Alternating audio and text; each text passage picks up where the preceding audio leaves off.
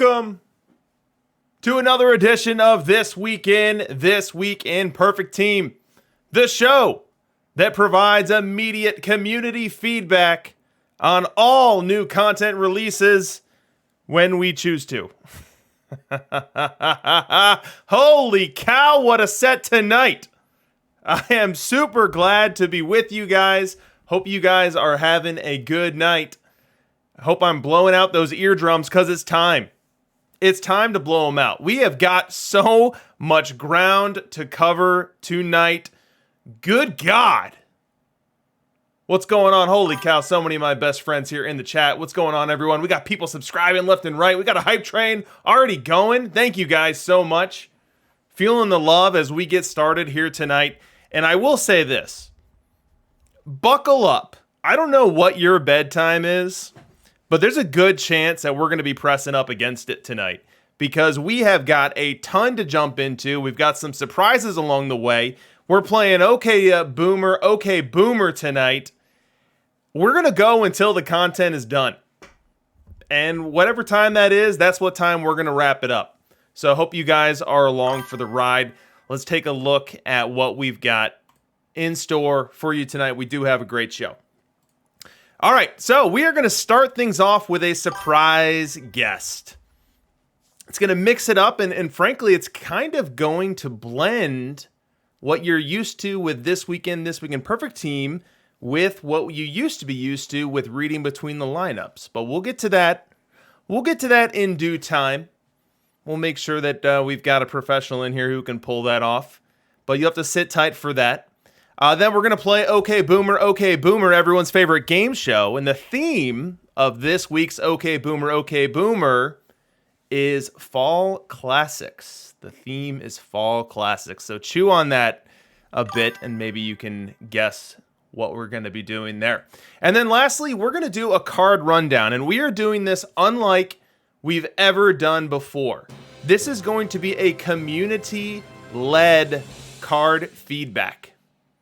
So how does that work? Am I just going to be reading the chat? No, I'm going to be reading my Discord. So in my Discord, all evening long, I have been starting channels for all of the new cards that have been released. So if you go to my Discord, if you're not there, I'll go ahead and put the link in now. ! Discord. Boom. If you're not there, jump in there now and then head to the TWIPT channel, and there is a thread for every card that was released tonight. Every single one. Tris Speaker on down to Ed Walsh, on down to Cal Ripken Jr., Grinky, Cruz, Carter, Carew, Hank Aaron, and then another thread just for overall thoughts. If you just want to share an overall thought about the content set, an overall thought about the way it played out, overall this, that, whatever, you can coalesce those in the overall thoughts channel. But what we're going to be doing as we close this stream down, when we're done with our surprise guest, when we're done with OK Boomer, we're going to be doing a card rundown, and I'm going to be reading what you guys share with me. Now, it's likely possible we'll run into a practicality problem there where we can't read all the feedback, but we'll get to as much as we can, and then I'll, of course, share my feedback as well. But my goal with this, if we do this right, if this goes as it will in my head, we'll have an opportunity for everyone to be heard tonight and for everyone to feel as though we've just had a big 585-person conversation about how these cards are going to play and how the meta is changed forever, and those that are left behind will never catch up. All right, I take it back that last part, but you know what I mean. So that's what we're doing tonight. Should be a great time. Should be a lot of fun. So, slide for joining the Discord, just in case you didn't settle in before. And thank you for Sparrow for gifting a bunch of subscriptions to the channel. Thank you very much. All right, so first off, let's load up the chat and let's load up the Discord with those initial thoughts as I do a little technical stuff on my end to make sure that we are ready for our secret guest here, for our secret guest to jump in and join us. So give me just a minute there. I think everything appears to be in order on that end. Very good. Look at that. Mr. Monty Fenn has pulled 1 of 25 for Gary Maddox already. Look at that. That's a hot pull. That's a very hot pull. All right, you know what? We're going to skip initial thoughts and we're going to come back to that later because we have got the man of the hour. We have got a hot guest tonight and we need to get to it. We need to get to it right now. So, without any further ado, let's get a drum roll. I think my drum roll is better than Snaggle's. And let's pull him in. Hey, look who it is. Hello. It's Snaggle Hello. J. Yeah. What's going on, Snaggle? Well, I'm doing some troubleshooting because I've made a mistake. Uh-oh. Yeah, my words. We wouldn't be a week without me screwing up something. So I'm just trying to troubleshoot one little thing that we have an issue with, but I'm good. I mean, I'm shaking because that was an experience and a half, which, you know, is one of those things, right? But yeah, it's whew, I don't even know where to start, man. Well, why don't we start? I really don't know where to start. Yeah, well, you know what? I can be your guiding post on it. Why don't we start with this content set? Clearly, you were very excited. Clearly, you had a lot on your mind. You said you were losing multiple nights of sleep. How do you feel it went? I mean, here's the thing, right? And I know I addressed a lot of this in the monologue before. And I apologize if people are saying things in the chat because I don't have the stream up just quite yet. Just while we're making sure that everything is live and stuff. I mean, I'll admit, right? Like, I actually went back on Monday and watched the final Face of the Franchise stream from last year. And I think it was just from a standpoint of there was like. We have so much riding on tonight, really. Like let's not sugarcoat it, right? I'm not going to come on here and like BS people. We had a lot riding on this content set, and me personally, as the person who's primarily responsible for doing the content, we had a lot riding on this because you know people are so invested in it, and you know from a personal standpoint, I mean I'm extremely invested in it. I mean. I wasn't lying when I said, you know, I have 13 months invested into this planning, and it's a different kind of investment for me versus the users. And I don't want to like in any way diminish or try to say like, you know, what my investment it is compared to the investment that the users spend, which is real time, real money, you know, hours and hours and hours working through the content. But like, I wanted it to be perfect. And, you know, I kind of said that early, and yeah, I screwed up how many Cy Youngs Randy Johnson won. And yes, I have a small issue with the NL West topper, which is getting fixed. It might be fixed now, but for me, like coming off of that and literally like I haven't got out of this chair. I haven't taken a breath. I literally like shut off the stream, went in the Slack, got the things done, tried to get on here as soon as possible because I didn't want to keep you waiting, and I appreciate you, you know, letting me come on here and do that. But like for me, like I am so happy that it went the way that it did. And you know, it's really hard to sit back in August of 2020 when you're still in the middle of the Face of the Franchise and planning out this and the twists and turns that it took along the way to get from August 2020 to October 2021. Like, I couldn't have asked for it to go any better. I mean, you know, there's going to be people who don't like some of the picks. There's going to be people who don't like the whole experience. And you know what? I get that. It's a challenge every year for us to do fun, cool, new things. But for me, it couldn't have went any better, man. I'm on cloud 15 right now. You know, you mentioned Face of the Franchise, and that's where I want to start here. You know, it really seemed to me like the fingerprints of Face of the Franchise were on this, just bigger, more explosive. You tiered your way to this. Build a legend to Franchise Hero 2 to Franchise Hero 3. How much inspiration for the sequencing that brought us to tonight was really born out of Face of the Franchise? Yeah, I mean, I think I look at it as sort of an extension. Sorry, 1 second. I look at it as more of an extension, and like I think FOTF was kind of this self-contained thing, right?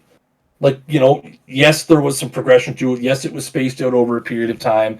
Yes, but it wasn't really anything like this. And I think the biggest thing that I thought of was I wanted to give people something that they could be invested in, for the hardcore people. And it was taking that sort of similar concept of, we had this program Face of the Franchise that was focused on each of the individual teams, and had like their Face of the Franchise, and then we had the toppers. And we sort of did that with this, but this kind of took elements also of what we did in 20, which was the team history missions, right? Mm-hmm. Which were a huge part of our initial mission offering. They were extremely hard for a lot of reasons, as we sort of navigated our way through the landscape of building missions. So it kind of took some of that as well, because over the course of the last 7 months, we've been able to tell a story of the history of franchises. We've been able to have, literally, you look at the set from tonight, you have a set that includes, guys like Eddie Collins, guys like Knapp, guys like Triss, and then you have Mike Trout, Zach Greinke, guys who are playing today. That to me is so indicative of the cool factor of Perfect Team, where you can wrap all that together. So I think it kind of took a little bit of elements of both of our first 2 games worth of missions, and then again we added the progression part to it. I talked about that a lot in March, right? We wanted there to be more progression in the game. I think a lot of people felt like that they wanted something a little more than just these siloed mission programs. So did it, like I said at the beginning of the thing, do I feel like it went perfectly from start to finish? Absolutely not. There's a lot of things that could have been done differently, could have been done better, could have been structured differently. And that's all stuff that we're going to be able to take away. And I mean, I'd be lying if I said that 23 planning wasn't already underway and I didn't already have a mission structure laid out, right? So, that's just the cycle. So, I mean, you draw on those previous games and the feedback that you get from the community, and we just keep trying to make things bigger, better, and cooler. Favorite card in the set? I mean, I'll play the Homer card, and I'll go with Roy. I've been looking forward to Roy, since the moment I decided it was going to be Roy. That for me was a big thing. Yeah, Roy was probably my Homer pick. I think I'm a big Griffey fan, so I always love any time that we roll out a top tier Griffey. Even though he comes in a loaded center field where you've literally got 5 other options. And Big Unit was another big one as well. One that I was really looking forward to, kind of letting Randy do. Give Randy a card. I felt like Randy was one of those guys that just never has had a card in Perfect Team that he was worthy of, and how dominant he was, especially in the early 2000s with Arizona. So yeah, those would probably be 3 that jump off the page to me. I mean, I love them all, right? Like when you have a personal hand in them like that. But yeah, those would be the 3 for me that are probably up there on the heap. What was the hardest decision? What franchise were you stuck between 2 guys and you really couldn't come up with a good way to break the tie, but you had to, so you went with one, and the other guy either was released earlier in this content set or he's to be released yet? So, a few teams that come to mind, and I'm going to try to avoid specifics because I don't really want to give anything away on what may be coming in the future, but some of the teams that were the hardest, Houston, Pittsburgh, St. Louis, and I think Pittsburgh and St. Louis are more on who we were going to use as a topper. And I kind of went back and forth on Hornsby and Clemente there for a little while. Those are the toughest ones. I think the Dodgers was tough too because I had to convince myself to do Jackie again. I feel like Jackie was worthy of it.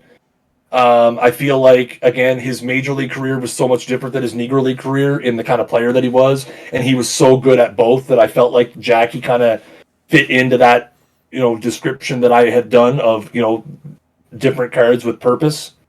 But again, there was some different ways we could have went there.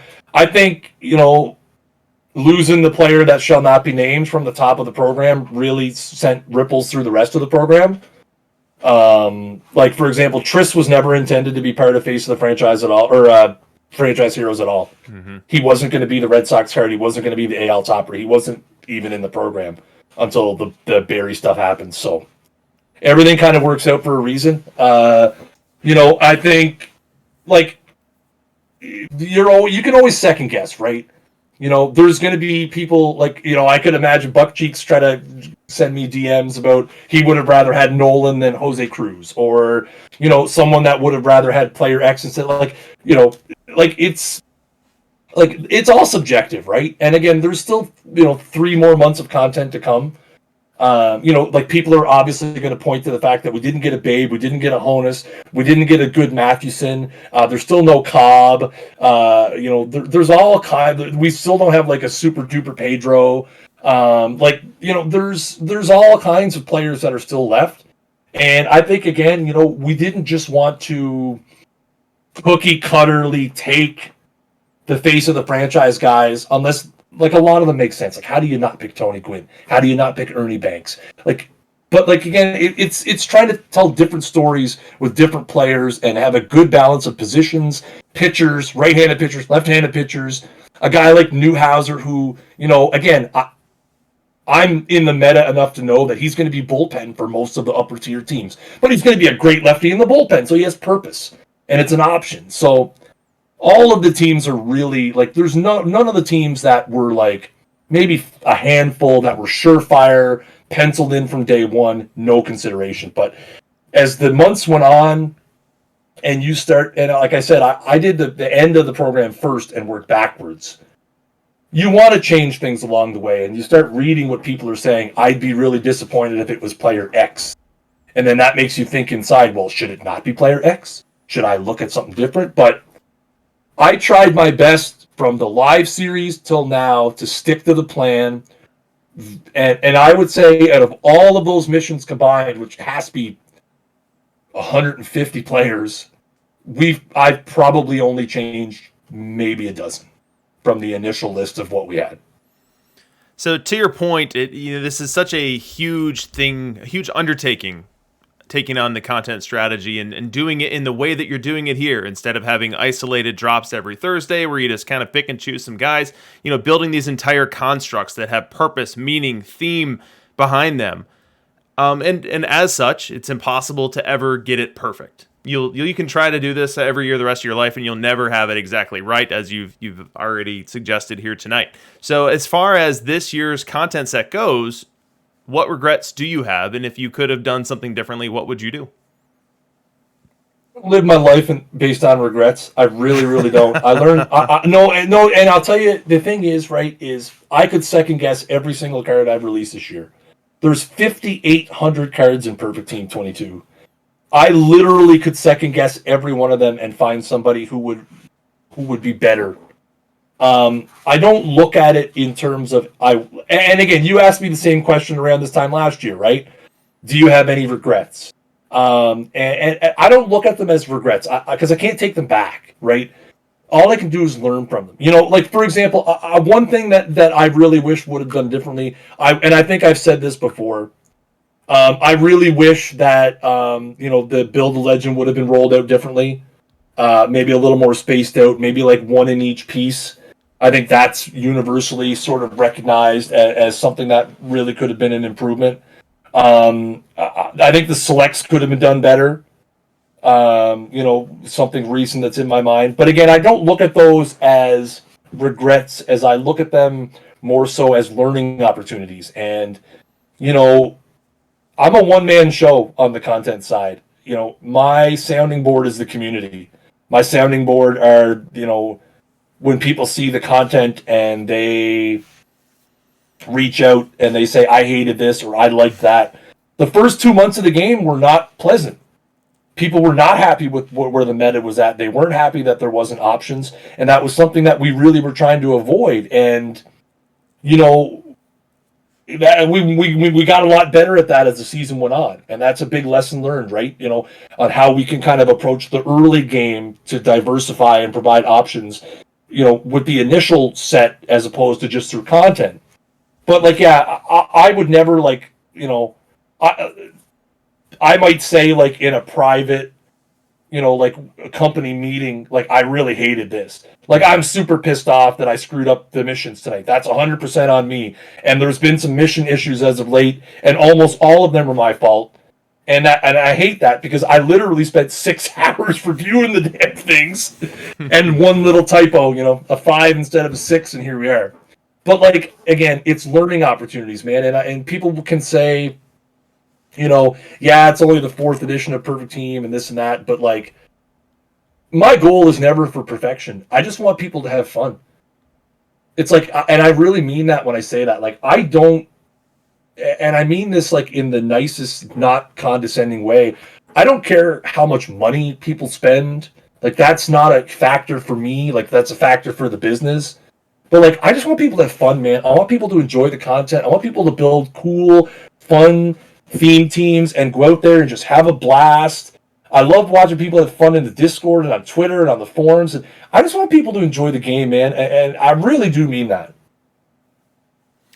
And I think we certainly believe you. And I think that, you know, it is only whatever iteration of game mode that this is. And things have come so extraordinarily far. You know, my first year was last year, and it was my favorite game I'd ever played. And frankly, I didn't know how you were going to come into this year and answer the bell and be able to do something that felt like a new experience. And with the combination of perfect draft mode and going into opener lineups and the content strategy, which was a whole lot more comprehensive and connected and progression oriented, I think you did just that. So I think you've done a fantastic job this year. I've told you that in private. I've said that a couple times in public, although I don't try not to let your head get too big. Well, and you know what? It's funny because like I don't look at it in that way at all, right? Like, you know, some people like you'll routinely call me face of the franchise. You did it in the Twitch chat earlier. It was you or somebody else, right? You know, but I take that role seriously because, you know, you mentioned something like opener lineups, right? Something that wasn't in the open beta. That I literally, like, I didn't have anything to do with the development of it, but Matt and I got together and said, hey, what can we do last minute to fix this? And that's what we came up with. Like, it's I think the biggest thing for me is, man, I see my role as the heartbeat of Perfect Team. I really, really do.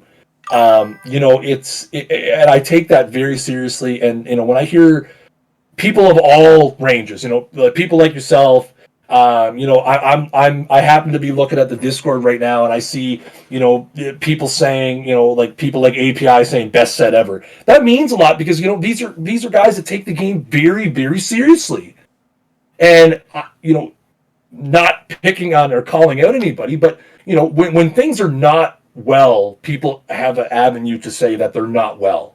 I didn't like X, or this didn't hit for me.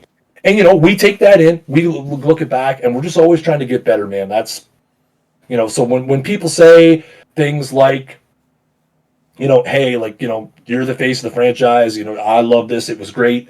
I mean, for me, that's all I aim to do is just make people enjoy the game, have fun.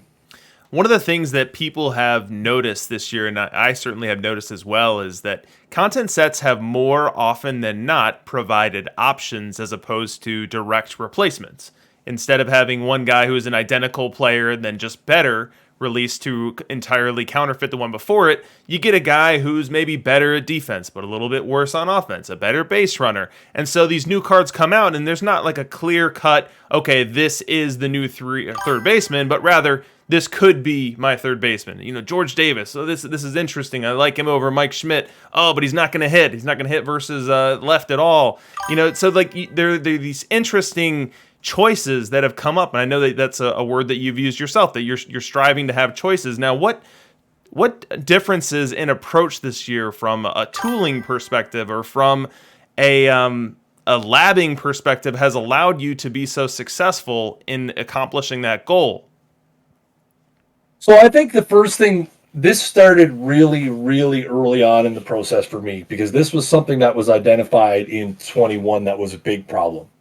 And a lot of that was not necessarily a misinterpretation, but just a lack of understanding on how people were interacting with the cards and what impact content sets had on what was happening in the game, and how constantly having a rotating meta was unhealthy for users. It was unhealthy for the marketplace. It's unhealthy for the game as a whole, where people were just counterfeiting their teams every 2 to 3 weeks because we just kept bumping up the bar. So really early on in the process, I started coming up with my own sort of evaluatory rating systems for the cards. For people who don't know, we start with like a potential list of about 65,000 cards. And then we narrow that down to about 25,000. And then I use that 25,000 to narrow down what I would like in the game, which ends up being, I think our card base total, not everything that will end up in the game, but our card base is around 7K for a version. And then we release what goes into the game from that. So early on, I tried to build a sort of evaluatory system and literally, I took that list of like the 25,000 that we originally whittled it down to, and I came up with my own hitting and pitching rating systems. And I talked to some people into the community, who are kind of more statistical nerds, so to speak, or have a little more insight. I'm sure. I do, because again, the smartest people who play our game are the people who play the game, and they'll always be infinitely smarter than me, because these guys spend hours a day like analyzing the data. And I reached out to some of these guys and I said, listen, like, is this something that makes sense? And I sort of kind of built a community farmed evaluation system, and that was a big part of it for me, because that I was able to see, okay, these are sort of like the super cards, and kind of work backwards from there. I think something else that played a big part of it was, I really spent a lot of time earlier in the year spending more time understanding how the ratings interact with one another.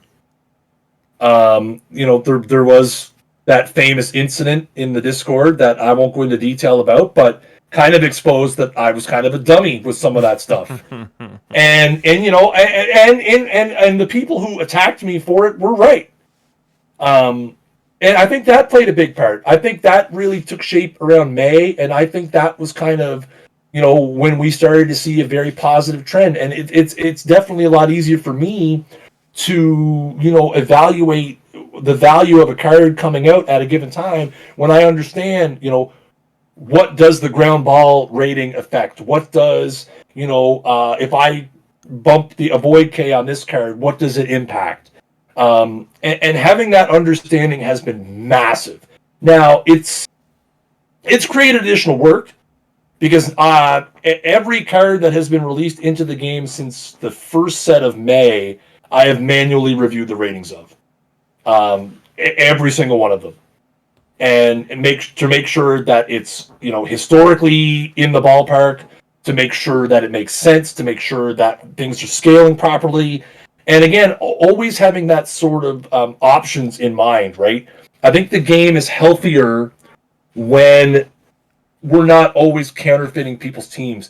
A lot of people are going to run with the Franchise Hero 3 and Topper sets. That's a given. But there's still cards that are going to play. Roger Connor's still going to play. Paul Hines still going to play. Rixie's going to play. Maddox is going to play.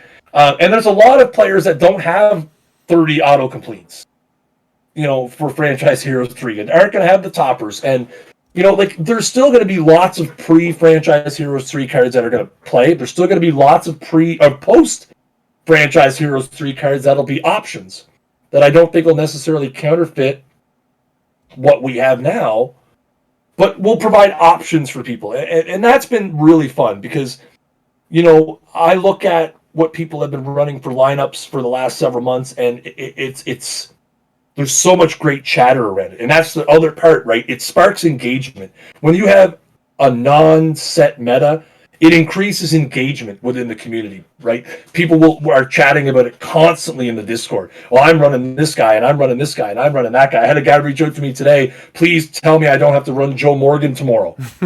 Because because they've tried a bunch of different options and nothing has worked, so they default to Morgan. So yeah, it's just I'm glad people enjoy having options. I think that was something that was a big challenge from previous versions that I feel like we're in a really good spot with that right now. And I think that the part of the way that you've gotten there is by caring. And I think at the core of you, as long as I've known you, as long as I've been watching you every Thursday, as long as I've been seeing you kind of be at the mast of the ship of Perfect Team, you care. You get involved in things on the Discord that maybe you don't need to, or maybe you shouldn't, and you take things personally sometimes. But at the end of the day, you care so much.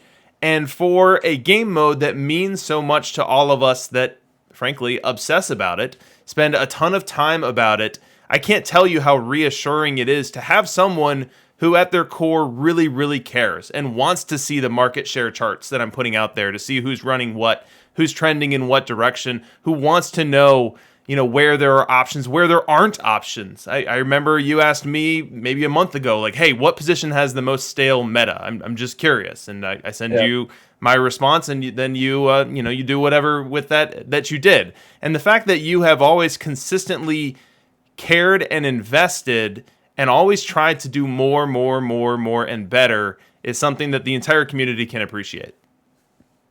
It would be easy for me to shy away from all of that stuff and literally just build a mode that makes money.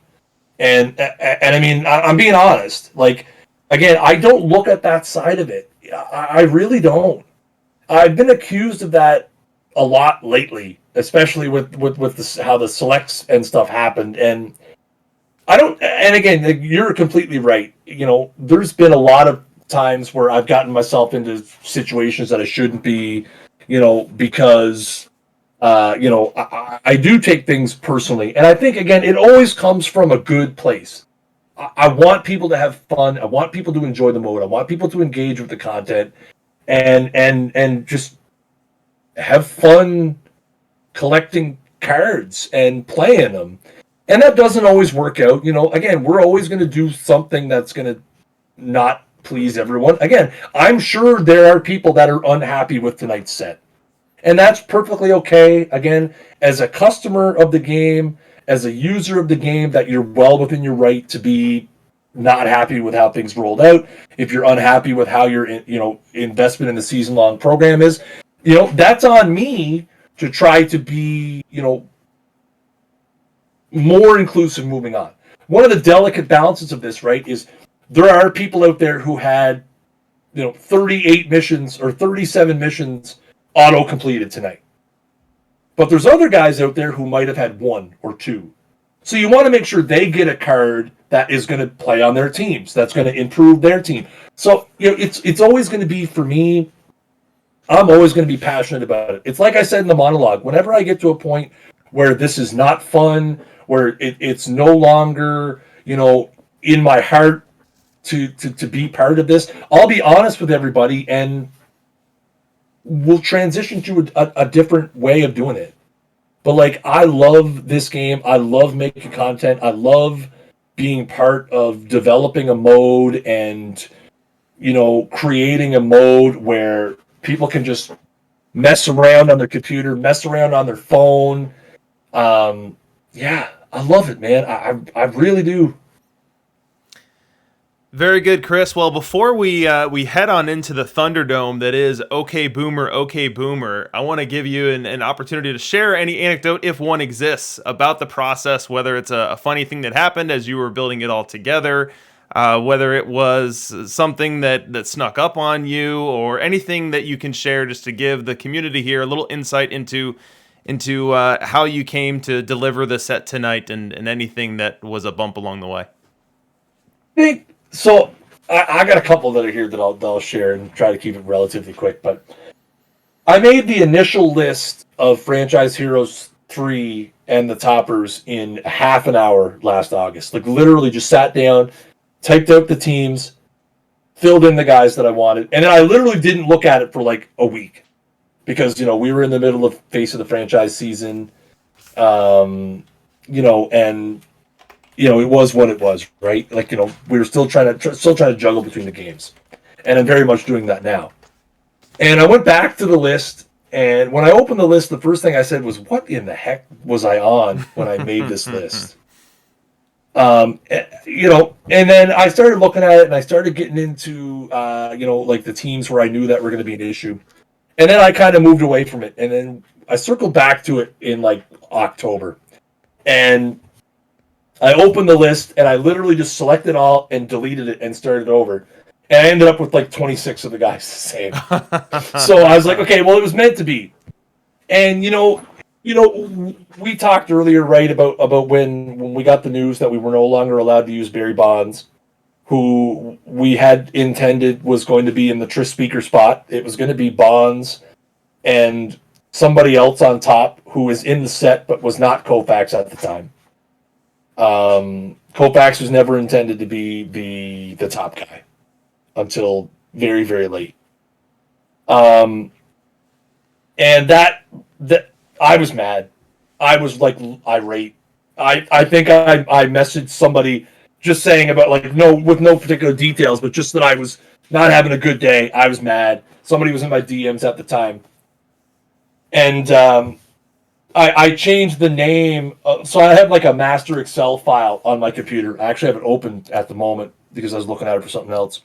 I changed the name of it to a very expletive-laden file name. And it remains in that to this day. Because I think for me, that hurt. Because I was like, that's the end of my program.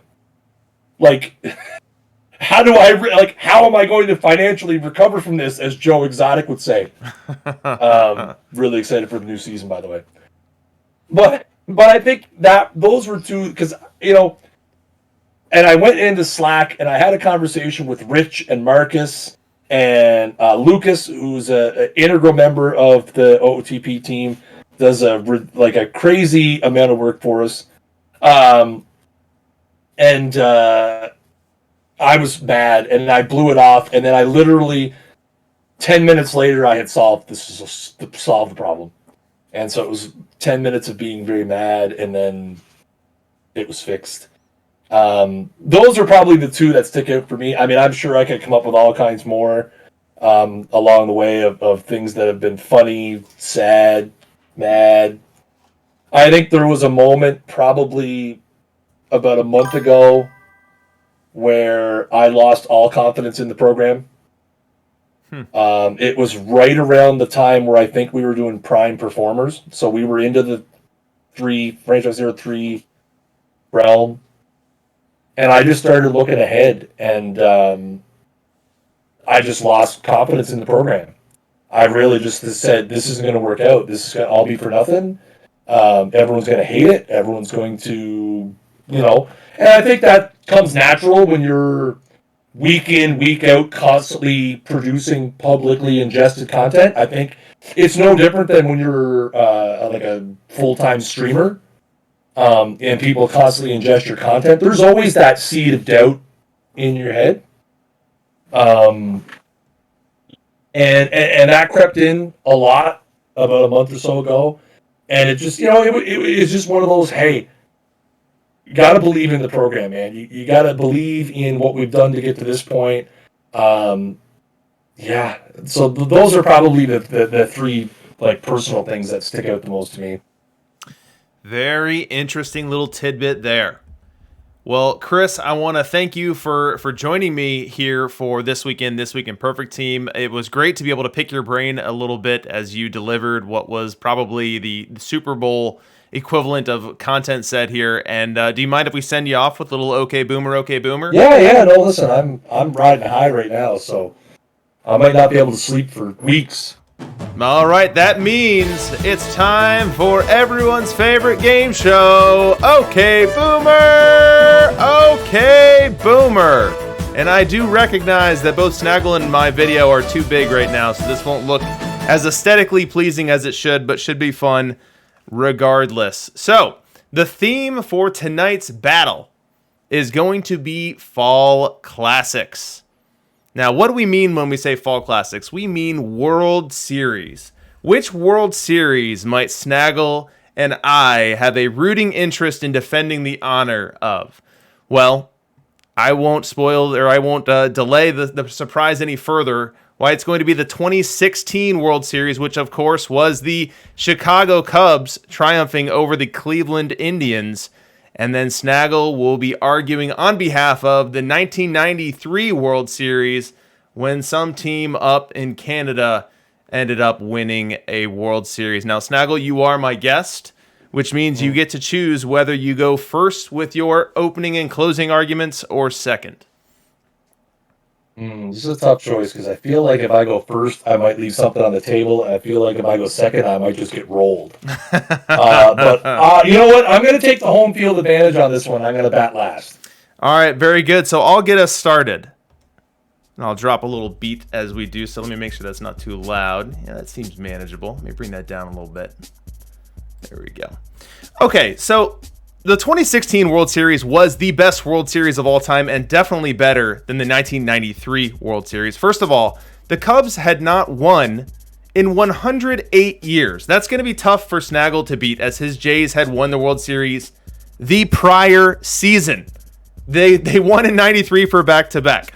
Our heroes, our Cubs in this narrative, they were down 3-1, and they had a totally nutso Game 7 that allowed them to reign supreme and allowed them to win the World Series. It was an extra inning victory. It was a one-run game. We had the Rajai Davis home run off of Aroldis Chapman, which literally is impossible. I cannot express to you how impossible it is that a singles hitting contact dude takes Aroldis freaking Chapman deep for a 3-run homer in Game 7 of the World Series. You had the rain delay. You had Jason Hayward stepping up. You had just everything. Leadoff homer from Fowler. You had David Ross hitting a home run off of peak Andrew Miller. It was a totally crazy game. And with regards to the Blue Jays, didn't go 7 games. Back-to-back championships. So it was kind of old hat, new hat there. Nothing too special about the Jays winning again. Most of those games weren't even that close, aside from one 15-14 game. So the 93 World Series, honestly, aside from Joe Carter's heroics, left a lot to be desired. Wow. Okay, listen. I'll give you the drama factor, right?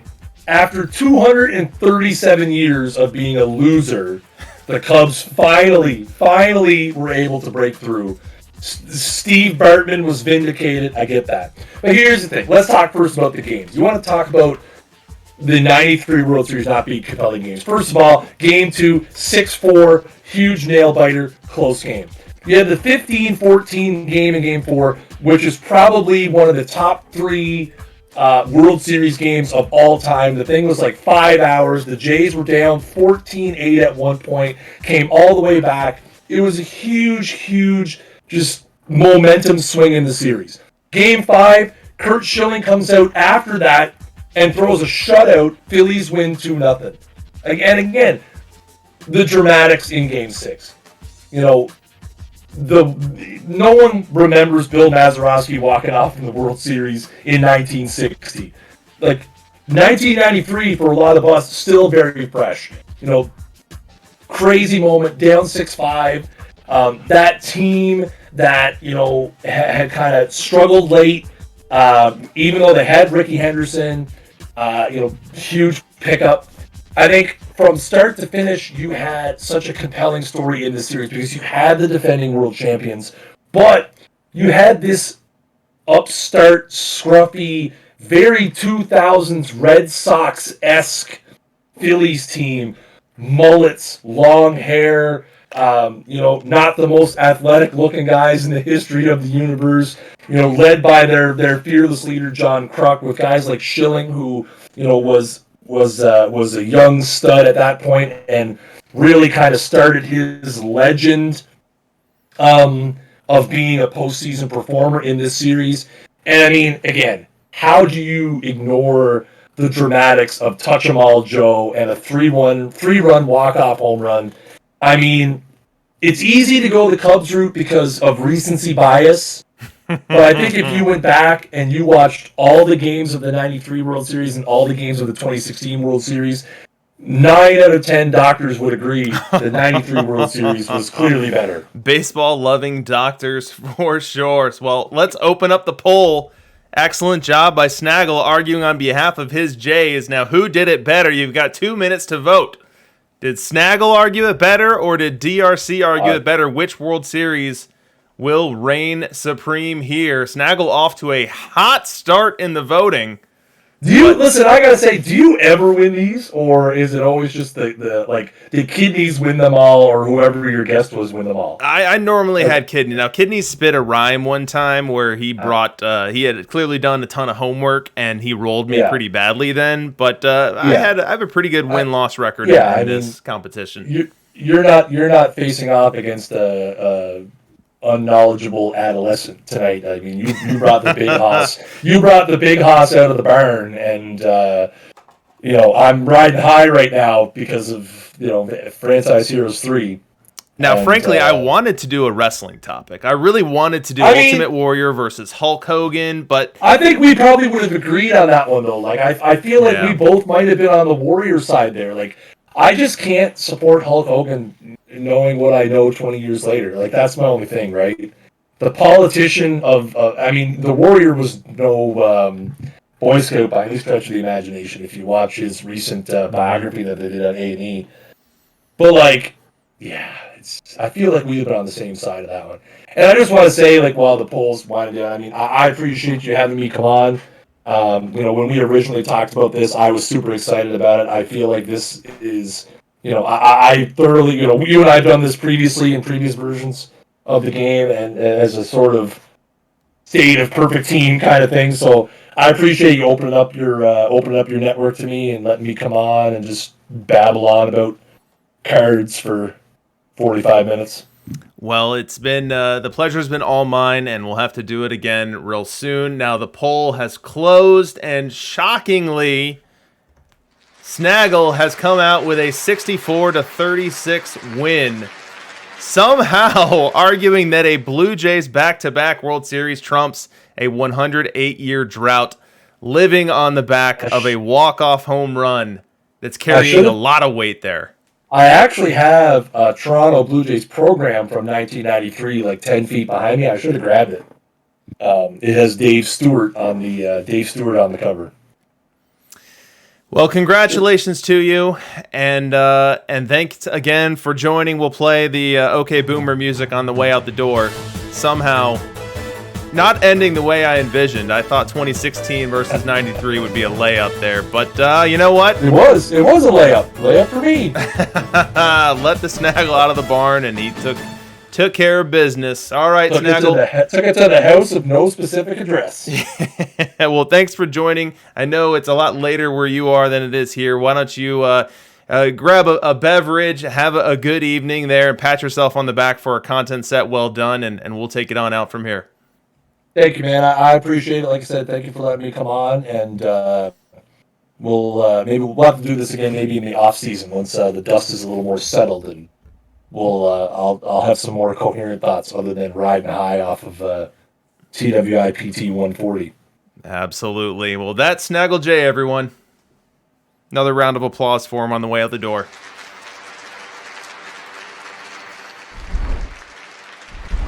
All right, it's time to get to work, guys. The fun is over. The fun, the frivolities, the reminiscing about the content strategy, that is behind us. And now it is time to get into the cards. It is time to get into where everything's going to play, what things are going to look like going forward. The real work begins now. So let me arrange my Discord. And again, a reminder for anyone, I have welcomed everyone to join my Discord and to put any comments on any particular cards within there. And we're going to be reading those and sharing those tonight. And we're, in addition to going the community-led feedback route, we are also going to go position by position. Instead of revealing the cards in the order that Snaggle did and going alphabetical, we are going to go position by position so that we can at least hope to bring our thoughts together and say, okay, we got 3 catchers. Which one matters? Which ones are going to be either irrelevant or going to be trumped by others? Which one doesn't dent the current meta? And I've got some additional surprises along the way as well. So let's get started. So we will start with catcher, and I figured it would be valuable if we started each of these sections here by looking at the current meta. And so what I've done is I've grabbed each position's market share chart. And so for anyone unfamiliar, this is the percentage of total plate appearances in Perfect League going to each one of these cards over the past 5 weeks.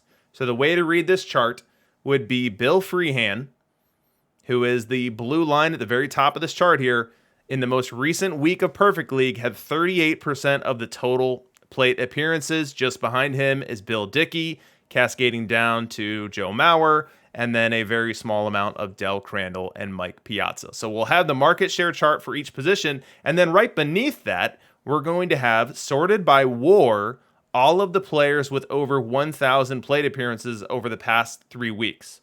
So as you'll see at the bottom, Bill Dickey is the number 1 catcher by virtue of game WAR per 600 plate appearances. And it's a pretty wide margin over Joe Mauer, then Fisk, McCarver, Freehand, Crandall. So that's how we are working. And that's how we are gonna get it going. So this is our current meta. Now let's jump into our first card. So we got Johnny Bench tonight. Here's what Johnny Bench looks like. And another thing that I'm going to be doing is for comparable cards or for cards that are looking at potentially being replaced, I'm going to overlay them just so that we can make it a little bit easier for us to compare. And the card that I'm doing for this Johnny Bench card is Bill Freehand. And so Johnny Bench, much better versus left-hand pitching. We would be looking at him as a short side platoon catcher, really trying to get him into as many versus left plate appearances as possible. But frankly, as we look at this card, I'm first going to look at the right side of it. And I'm going to look at catcher ability. And so Johnny Bench has a deficit between him and Freehand. Freehand's 105 and Bench is 99. And so we know that catcher ability is very important. We know that catcher ability has a lot to do with how successful our pitchers are. And so if we're going to take a 6-point catcher ability hit, we better get a lot in return for that on the arm side, on the bat side. And Johnny Bench really just isn't delivering that. The eye is nice. It's better than Freehand for sure. The avoid Ks is not nice, so he's going to strike out at a pretty decent clip. The contact being as low as it is and the power being as high as it is tells me that when Johnny Bench doesn't put the ball in the seats, that BABIP's not going to be very pretty. And so Johnny Bench, I don't know that he is an upgrade over Freehand. He debatably could be. The higher catcher arm is going to do a better job of slowing down some of the great base runners we have in the game. Now, luckily, as we'll see in a couple slides here, this isn't a decision that we need to spend too much time considering because Pudge Rodriguez came out. But for the purposes of looking at this one, Bench versus Freehand, I'm not entirely sure we have a clear winner there. I'd probably opt for Freehand just for the catcher ability. Now we move on to the next one, Gary Carter. And so I've grabbed Freehand's numbers again, and Gary Carter's a very similar story here. Now his profile actually lines up very close to Freehand. You see the shape of the profile is almost identical. Gary Carter's bringing slightly more I, slightly more avoid K to the table, but in terms of what you see there, Gary Carter would likely hit very similarly versus left to Bill Freehand there, but the catcher ability deficit again here. It's even bigger this time. He's at 96. That's going to be a delta of 9 there to the non-favorable direction. So even though he's got a much better catcher arm, I don't love Gary Carter over Freehand either. Now the superstar here, and I'm going to get the first use out of my meta button here. Meta button's not working. What's going on here? We've got meta problems. Trust me, I'm pressing my meta button because Ivan Rodriguez absolutely is meta. And Ivan Rodriguez is going to do a lot for you. So let's go ahead and pull up Bill Freehand again. He's actually going to be better than Freehand from a catcher ability perspective. He's going to throw out a ton of runners, a 103 arm compared to Freehand's 81. And then from a hitting perspective, Ivan Rodriguez is bringing a lot to the table here. He's not going to walk a ton, but he is going to hit the ball. His contact being as high as it is, way higher than the power, way higher than the avoid K, is going to give us a pretty darn good BABIP here. He's got decent amount of gap power here. The speed for a catcher to be able to avoid double plays at the rate that Ivan Rodriguez will here, that is a pretty big deal when you compare him to your typical drag at the position that is going to ground into a ton of them every single season. So Ivan Rodriguez is pretty much the biggest no-brainer that we got tonight. I'm slotting him in immediately. He is going to platoon with Bill Dickey. Bill Dickey's place in the meta was kept pretty darn safe tonight. There wasn't a left-handed hitting catcher that came out that threatened him.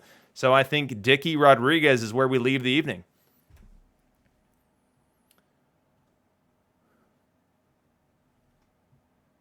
Now let's go to what the community said about some of these cards. We'll start with...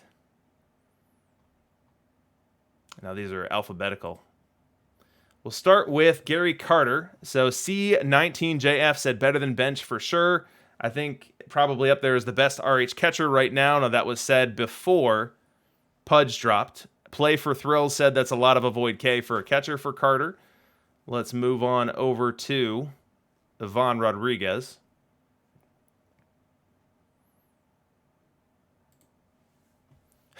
Here we go. Mick Mariner says staple. Zenith says there we go. C19JF says okay, this is good. Play for Thrill says smoking hot. Play for Thrill says better in every way. Dangerous Dean says can't wait to play one of my favorite players. Lifetime saying hopefully BABIP is good. It's pretty good on this card. I can tell you that right now. The contact being as high as it is with the avoid K and power where it is, the BABIP is going to be an asset for this car. Play for Thrill says hitting, running, catching. C19JF probably going to be the meta catcher.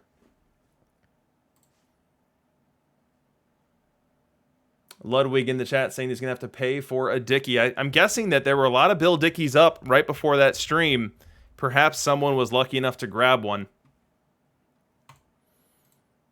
Let's move on to first base. We will start with looking at the current meta.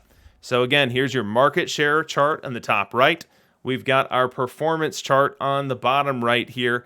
And our current leader is Roger Connor, and it's not close. Roger Connor, the best bat, the best glove, a pretty darn good base runner too. You see he's got a 2.3 BSR, whereas everyone else is way beneath that. Also rocking a killer BABIP, only rivaled by Pete Rose there. So first base, this was one of the big questions tonight. Would Roger Connor have someone either knock him out, which I always thought was unlikely, or just challenge his throne as a first base card that everyone has to have? So we start with Willie Stargell. Let's take a look at some community feedback for that. We've got a little worst card tonight. Lifetime says Weepin' Willie. Zenith calls it a bird profile. C19JF, no reason to play it. First thought is wonder where Clemente ended up. We ended up getting our answer for that. Dangerous Dean saying Stargell was one of his favorite players, not playable though. And that is the community feedback for Stargell, and I happen to agree with it. So Willie Stargell, just not a card that's going to make a big impact here. It is a bird profile, super duper high power here, 163 versus right, 133 versus left, and it's going to strike out a ton.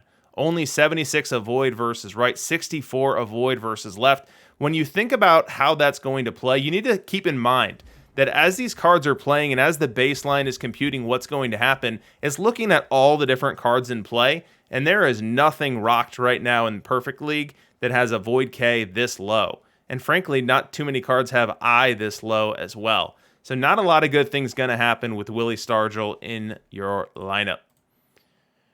The closest comp that I had for this Stargell card was Gehrig, but even that's not a good comp. Gehrig brings a ton more eye to the table, a ton more contact in terms of bat to ball through his avoid K.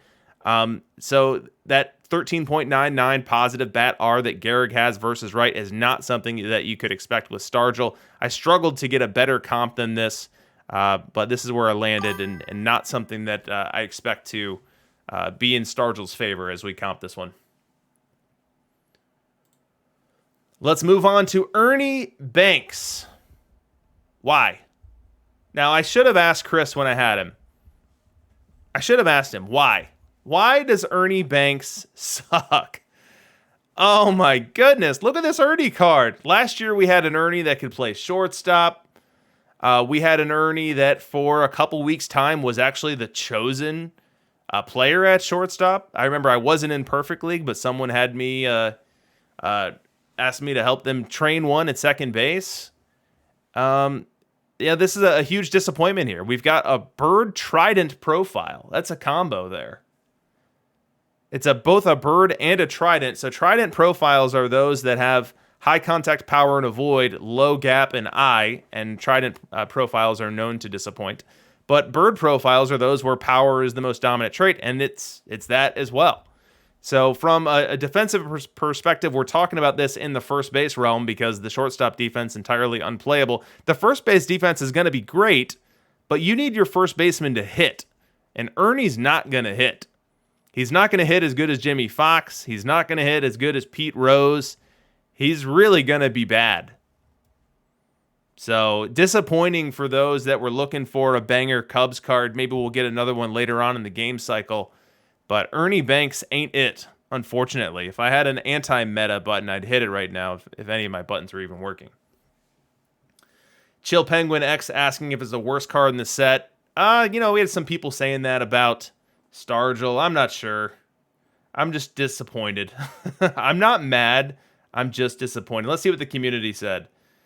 Beckdog says, as a Cubs fan, my thoughts are frowny face. C19JF says, kind of rough, BABIP, gonna be low. Drunken Superman has a disappointment sigh gif. Boo this card. And then Zenith says, I almost feel sorry for you Cubs fans. LOL. A weaponized LOL at the end of that one. So that's Ernie Banks. We move on to George Brett. Round of applause for George Brett. Look at this beast of a card. Now, last year's George Brett hit righties. Hit righties really, really well for a good period of time. But it was an absolute sieve versus lefties. This year, this card can hit both ways. This card can run the bases a little bit. Now, we're not talking about stealing them. We're talking about staying out of double plays. We're talking about not having to be on the far left of the base running slider.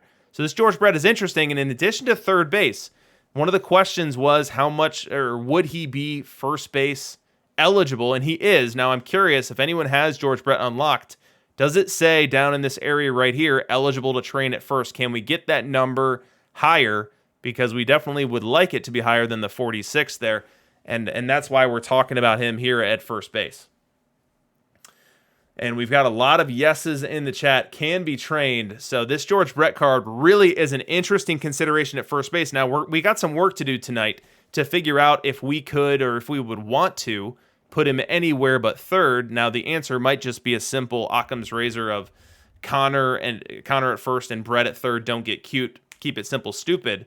But I do want to take a look at all the possibilities here, given that Brett is going to be such a big bat. He's going to hit better than Connor versus left. Let me pull up Connor's stats here. He's going to hit a lot better than Connor versus left, even though Connor's a switch hitter. And his defense is going to train up to whatever it will train up to. Now, let's look very closely at this versus right rating set here. So we've got Connor up above. We've got George Brett down below. Connor does have the advantage in contact, a pretty significant one at +7. Connor does have the advantage in avoid K, +3 there. Now, Connor has more power, so Brett gets a slight BABIP boost there, having lower power, but given that he's already lower contact there, that might be more of a push than a true advantage there. Both of them have good gap power, which isn't the most important thing. Brett's going to walk slightly more. So at the end of the day, I expect Brett versus right to hit worse than Connor, but I expect him to mash versus right. So great card, absolutely meta, going to be played, and it's just a matter of if you have Connor, you're probably putting him at third base. If you don't have Connor, maybe we're putting him at first. Let's find out. Let's keep working the set, and let's figure out where we end up landing there. Let's look at the community feedback for George Brett. McMariner says, yep, good. Dangerous Dean says, Brett is my butler. Mr. Monty Fenn says, there's the meta 3B we've been waiting for. Zenith says, sucks that I can't get any toppers tonight because, wow. Let's move on from Brett and go to Rod Carew. Now, Rod Carew was a name that had been mentioned as a potential first base card coming that could be a Connor killer. Maybe not a Connor killer, but a Connor competitor, because he would be coming in with that classic PT21 profile of super high contact, super high avoid, super low power. So kind of that Ichiro Ian build. And Carew brings that here today. We are not going to look at him in the second base section because the defense just is not good enough for it. So we are considering him just a first base card. And as just a first base card, what do we need? We need offensive production. So what do we get? First, let's see what the community said about this card. Play for Thrill says a lot of contact. Not sure the defense is enough. I'm guessing that comment was for second base. C19JF says, seems like Pete Rose, who can run, would not play him at second base. El Goon says, great 1B option for us non-Roger Connor owners. Zenith agreeing with that. Red 750 says, already in my lineup, love the contact. So, Carew, who did I grab as a comp? I actually grabbed Ichiro Suzuki, and let's take a look at how close this comp is. We'll probably have to do some mental math here. So, Ichiro bringing more contact, less avoid K than Carew here. Ichiro also with lower power, so that's going to give Ichiro a slight BABIP advantage there. But Carew is walking a ton more. 78i versus 56i is a very big difference. And in addition to that, Rod Carew is 108 on the gap power, whereas Ichiro only 85. So Carew is going to convert more singles into doubles than Ichiro will. So as far as what to expect from his stat line here, you know, I don't think it's crazy to expect around a similar batting average here. We're just going to have Rod Carew walking a bit more to bring that OBP up. And then Rod Carew likely having a higher slug as well because he's able to get more extra bases. And then on the rare chance he's going to hit home runs, he's going to hit a little bit more home runs as well. So Ichiro Suzuki currently slashing 299, 337, 390 versus right. I expect Carew to be able to best those figures.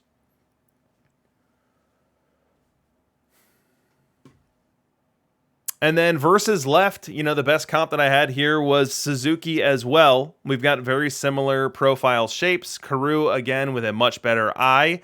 Ichiro with a ton more contact here. So Ichiro batting 320 in Perfect League versus left. Carew is not going to be able to do that. But Carew is going to be able to make contact versus left, and a lot of that contact is going to fall for base hits. So it could be a very good lefty cheese option for your first base position. Hero Driver asking if Rose being a switch hitter helps him. Now, it does help you being able to face a pitcher's offside. So given that Pete Rose can bat right-handed when a lefty comes up, that helps. But, you know, Rose's ratings are what they are. And you're only going to be able to do with that what you will. And if Carew's overstated, then he can be able to power through that same side advantage.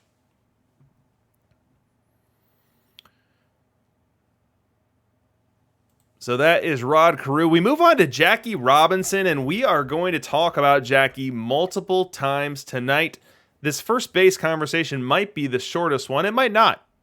You know, we'll take a look at it now. Let's take a look at community feedback and see if anyone is saying anything about him with regards to first base. We have McMariner saying insane card, C19JF saying DH question mark, T-Chuck with a puzzled look as well. Leona says me 15 minutes ago, bye Jackie, me now, hi Jackie. Lifetime saying it does it all. People laughing at themselves for not selling their existing Jackie. It seems like people are really trying to figure out what to do with this Jackie. So let's see what we can do here. So we know that first base is his lowest rating. Do we have training? He does train according to Arclick 811.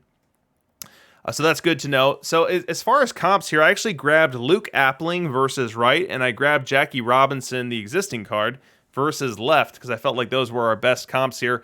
Let's first look at the versus right side.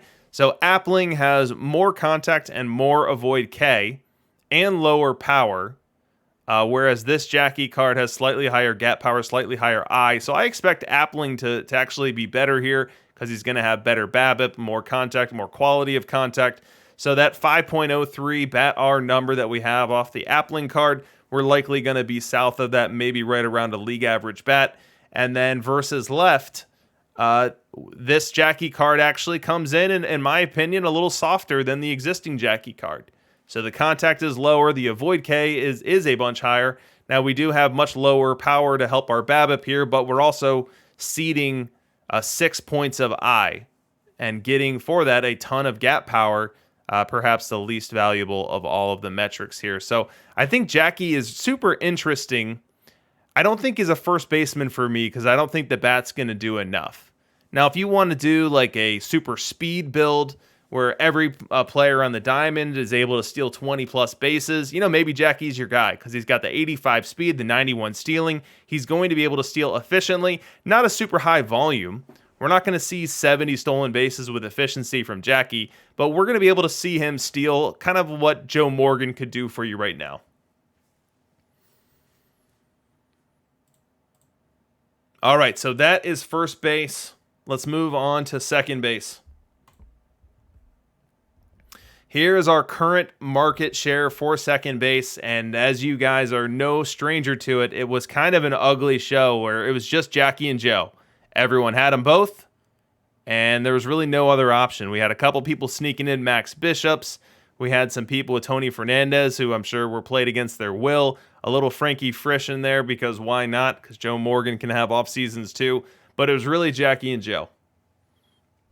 And then from a production perspective, Joe Morgan was outdoing Jackie from a WAR perspective. Jackie was outdoing Joe from a batting perspective. Most people were just running Morgan versus right, Jackie versus left. Well, everything changes tonight. We start with Rogers Hornsby. And Hornsby is an interesting one. Anyone with muscle memory from PT21 is likely expecting this Hornsby card to come in and absolutely crank, because Rogers Hornsby was an absolute beast last year, was a righty cheese staple. Even lefty cheese teams were running him at second base. I think we've got a couple different considerations this year.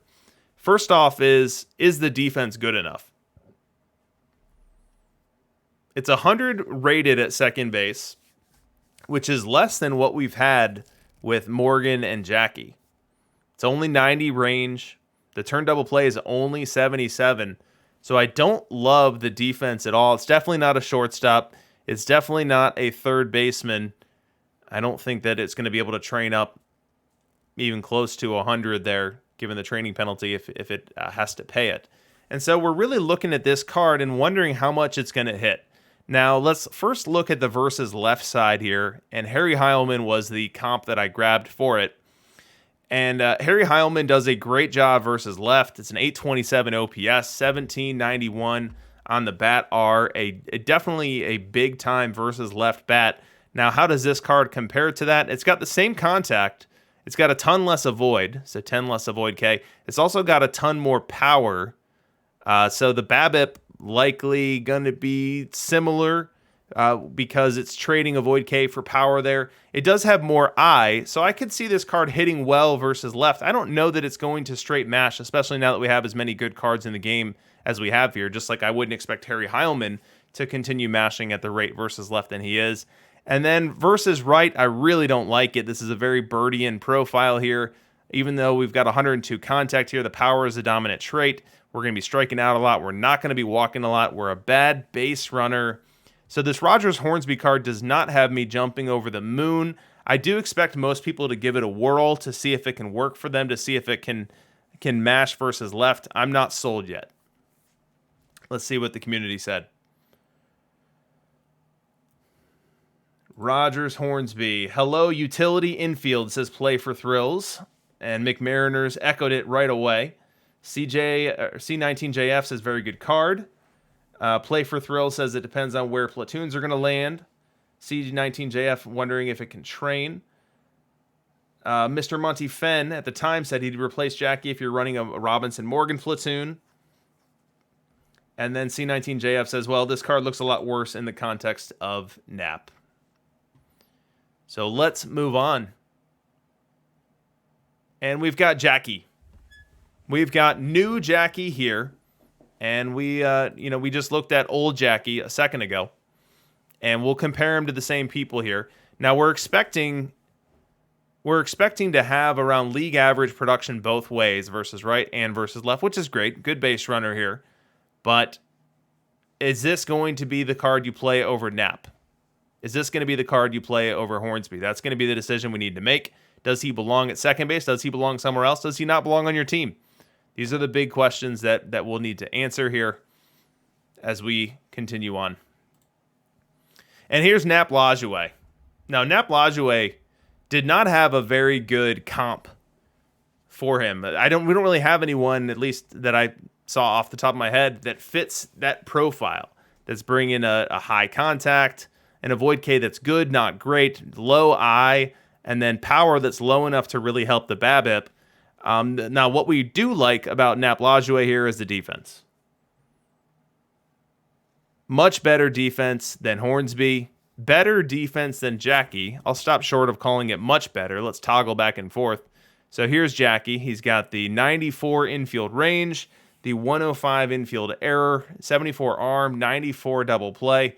Lajoie here, killer range. His deficiency here is really arm, and if there's one place that you can hide a bad arm, it's second base. He's got a killer turn double play, good error rating, and a decent base runner as well. So I expect people to play new Jackie at second. I expect people to play new Hornsby at second. I expect people to play new Lajoie at second. Now, we will, over the course of time, look at data, figure out who's right. And the answer could be that multiple people are right, and that certain builds are better for Lajoie, certain builds better for Hornsby, certain builds better for Jackie. As far as versus left bat, a true versus left bat here, I like what Lajoie is going to be able to do when he makes contact. He's got a pretty strong BABIP here. I don't like low I cards, which this Lajoie unfortunately fits into here. So we'll have to see just how deadly that card can be. We move on, and we've got Eddie Collins. Round of applause for Eddie Collins here. This, I think, is my favorite card of the evening. I think this is it. It's a card that really doesn't have a shortcoming. It really doesn't. Versus right, killer. Totally killer. It's like an Ashburn on steroids. Versus left, perfectly fine. Nothing to complain about versus left. So just an absolutely killer card here. Oh, in addition to that, an unbelievable base runner. We've got an incredible appetite for stolen bases. We've got an incredible efficacy for stolen bases as well. 101 on the stealing rating. The base running's at 90, so not something that we're worried about at all. We've got an incredible sack bunt here. I'm not going to be using much of it because I'm going to want Eddie to swing away. He's got a good bunt for hit. You could even use that from time to time. And then the second base defense is going to obliterate what Joe Morgan was providing. So Eddie Collins, absolutely a meta card right away. Right away. Josh, 127, 34, 36, saying he reminds me of Billy Hamilton playing second. Dishnet saying looks similar to Ashburn. Let's go into the Discord. Mick Mariner says, goodbye, Jackie, again and again. C19JF, oh Lord, this card is gross in all the best ways. Play for Thrill saying, winner, winner, chicken dinner. Dangerous Dean saying, better than Jackie. Arklick saying, Eddie Collins, one of the most overlooked all-time greats, top 15 all-time, career WAR, bat, defense, speed. This card does it all and is a great representation of one of the best players ever. Get you an Eddie Collins and put him into your lineup. You will not be disappointed. Chill Penguin, wondering if he should bother platooning Collins. You know, shoot, Collins is going to hit versus left. He's going to hit versus left. Now, you can't get by with just one second base eligible card because you'll run them into the ground. So you do have to have a backup. But perhaps Eddie Collins every day becomes the play. All right, so that is second base. We move on to third base. Here is your existing meta. So we've got Mike Schmidt actually leading the meta at 31%. Just behind him is Wander Franco, who last week doubled up his market share, going from 14 to 28. And then in third place, we have George Davis. Now, George Davis was, in my opinion, the best third baseman coming into today. Now, he's extremely frustrating to own because he can be absolutely atrocious with the bat, but as a position best defender, as well as a great base runner, George Davis to me was the play. Now, he was a very rare packable 100, so not everyone had him who wanted him, but he was at 17%. Beneath him, we have Arky Vaughan. So Arky Vaughan, a natural shortstop who is trainable at third base, gets over 80, I believe, on the position rating there. And then last but not least, we have Buddy Bell. Buddy Bell, the night of his release, in tandem with Mike Schmidt, there was great debate as to which of the two would end up lasting longer. My money was on Buddy Bell. I was wrong. Mike Schmidt has won out, and Buddy Bell down at 4% market share. And as we look at WAR here, now I'll dismiss the Arky Vaughan WAR number here. A lot of those Arkies are picking up time at shortstop, which is an easier position to pick up some WAR. So it's entirely possible that there's some messy data there. But George Davis coming in at second, 2.4. Schmidt and Buddy Bell right behind there. Schmidt, slightly better hitter there. I think Schmidt is platooned a whole lot less as well, so tougher assignment and doing better with it. All right, so let's look at who we got tonight to battle at the third base position. We have Evan Longoria. So Longoria here is a slight improvement over Mike Schmidt defensively. He's a 109 position rating. Mike Schmidt, I believe, is a 106. But from a batting perspective, we talked about this earlier tonight. The avoid K on this card, both sides, would represent just about the lowest avoid K in play, which means that as the baseline needs to punish someone with the strikeouts, it's going to disproportionately hit Evan Longoria. He's going to strike out a ton and not look good while doing so. Now, in an ideal world, if you were playing Longoria, you'd play him versus left. I don't love the shape of the car. The BABIP's going to be fine. It's just the contact's going to be so low that it's not going to happen often enough for me. The eye is good, but it's not great. Would have liked to have seen that over 100 to get me excited about this card. So Evan Longoria, I don't know that he displaces Mike Schmidt in a vacuum. Next, we've got Cal Ripken Jr. Now, I'm showing the third base here. We'll talk about him again at shortstop. Cal Ripken Jr., you know what? We'll actually save him. Let's not talk about him here at third base. I'm going to go ahead and hand wave him away as not your third baseman. We'll talk about him for shortstop. And we've got Jackie. Jackie again, this time for third base. And now Jackie's 97 position rating. And so we know that Jackie's going to be able to hit at around a league average clip. He's going to be able to hit both ways, which is valuable. He's going to be able to run the bases. That position rating is a little bit light for what we want out of our third base defense.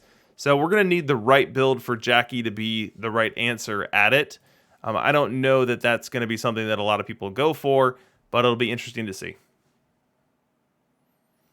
Josh 127 34 36 subscribing with his Bezos bucks. Thanks for the support, man, and thanks for everyone who supported earlier. I know when I had Snaggle on, I couldn't break the flow of the interview to thank everyone. We had Sparrow, Wait Till Next Year, gifting subscriptions in the chat, and a host of others subscribing, whether with their Amazon Prime account for free or whether out of their own wallets and pocketbooks. Appreciate all of the support. Certainly makes me feel warm and fuzzy as we do this special edition stream.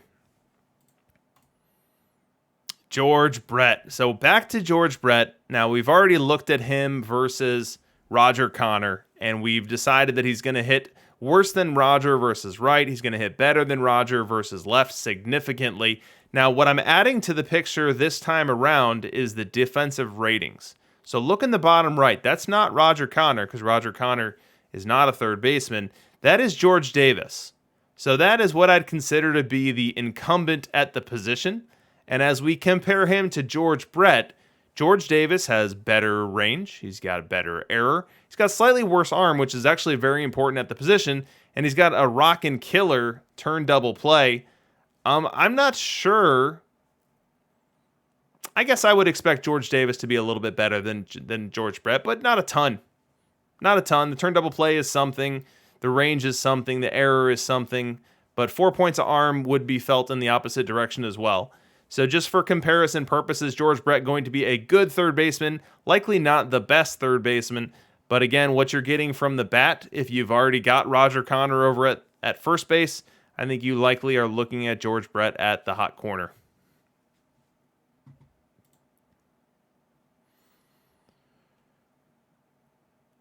So let us move on to shortstop. Shortstop, here's our current meta. So we've got Arky Vaughn leading the way, 39% utilization on him, getting 39% of the perfect league plate appearances. Below him is Luke Appling, who's trending down. It was at 36% 4 weeks ago, now at 25% in the most recent week. And then beneath there, we have a lot of choice, and shortstop might be the best position that embodies what Chris was talking about during the interview in terms of having choice. Because I know people that will scream from the top of a mountain that Andrelton Simmons is the right shortstop for their build. I know people who will say the same thing about Lou Boudreau. I know people who will say the same thing about Dave Bancroft.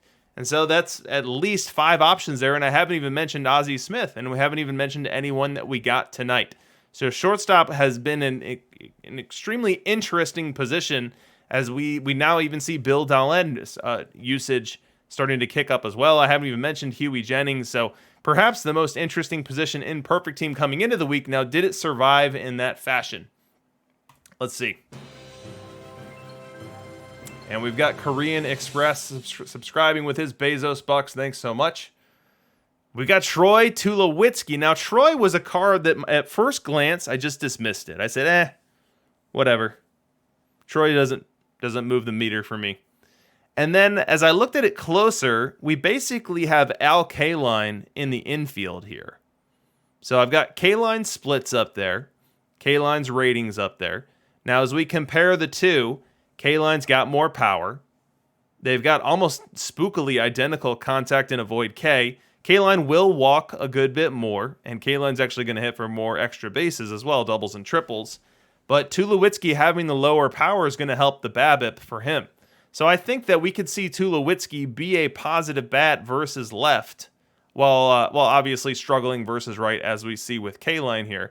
So depending on what you're doing at the shortstop position, perhaps you can make use of Tulowitzki in his 105 range.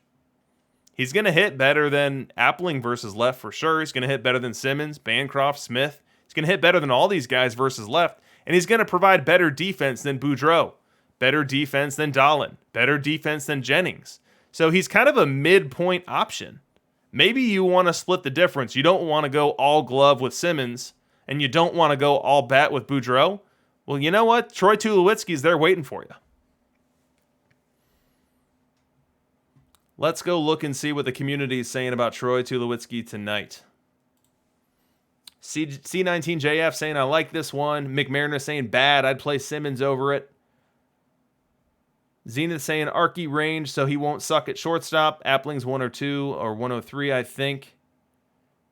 Play for Thrill saying not sure it's a winner. C19 saying not awful, probably not a meta pick. Zenith saying doesn't beat Arky VR, could be a VL player. Yeah, so I think it's a midpoint option. If you don't want to go all bat and don't want to go all glove, I think he gives you that choice. And from a base running perspective, he's not someone who's going to steal bases, but once he's on base, he's someone you can be a little bit more aggressive with. So that is Troy Tulowitzki. We move on to Cal Ripken. And we saved him from third base. We're not going to play him at third. We're going to talk about him at shortstop. Community feedback on Ripken says, why just 100 range? Lower defense than I expected, underwhelming, slightly underwhelming. Andrelton reigns supreme. Power's too high, range is too low. I'd rather play Simba. Play for Thrill saying, is he better than Dahlin even? We've got a meh. And I think I'm kind of in that same camp. This is a meh for me. This is a worse Boudreau. This is a worse Lou Boudreau. Lou Boudreau is currently my shortstop versus left. And this card is coming out and it's just going to be worse. It's going to be the same defense profile, just about. I think Boudreaux might actually have a tick or two on him.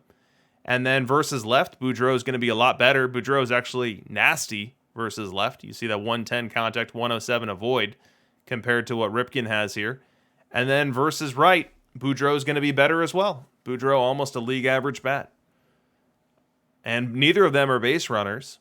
So I think Ripken came into the night and leaves without a real solid place. Now, if you don't want to spend the $180K for Boudreaux, but you like this profile, then maybe Ripken's your guy.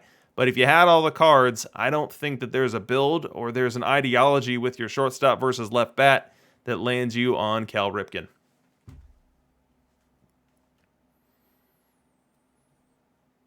Yellow Skarmory saying Ripken better be immune to fatigue. Now that's something that I'd love to have seen be put into this game, is like have fatigue baked on something. Like someone like Ripken can play 160 games, whereas someone like Tulo maybe can only play 140. But I don't know. Maybe we're getting too cute there. All right, so that is shortstop. We move on to left field. We are going to do the corner outfield positions separately. Now, a lot of the guys we got tonight can play in both. We're going to talk about them in their native position. If there's a meaningful reason why we want to move someone from one corner to the next, throw it in the chat, and we'll discuss it as we go.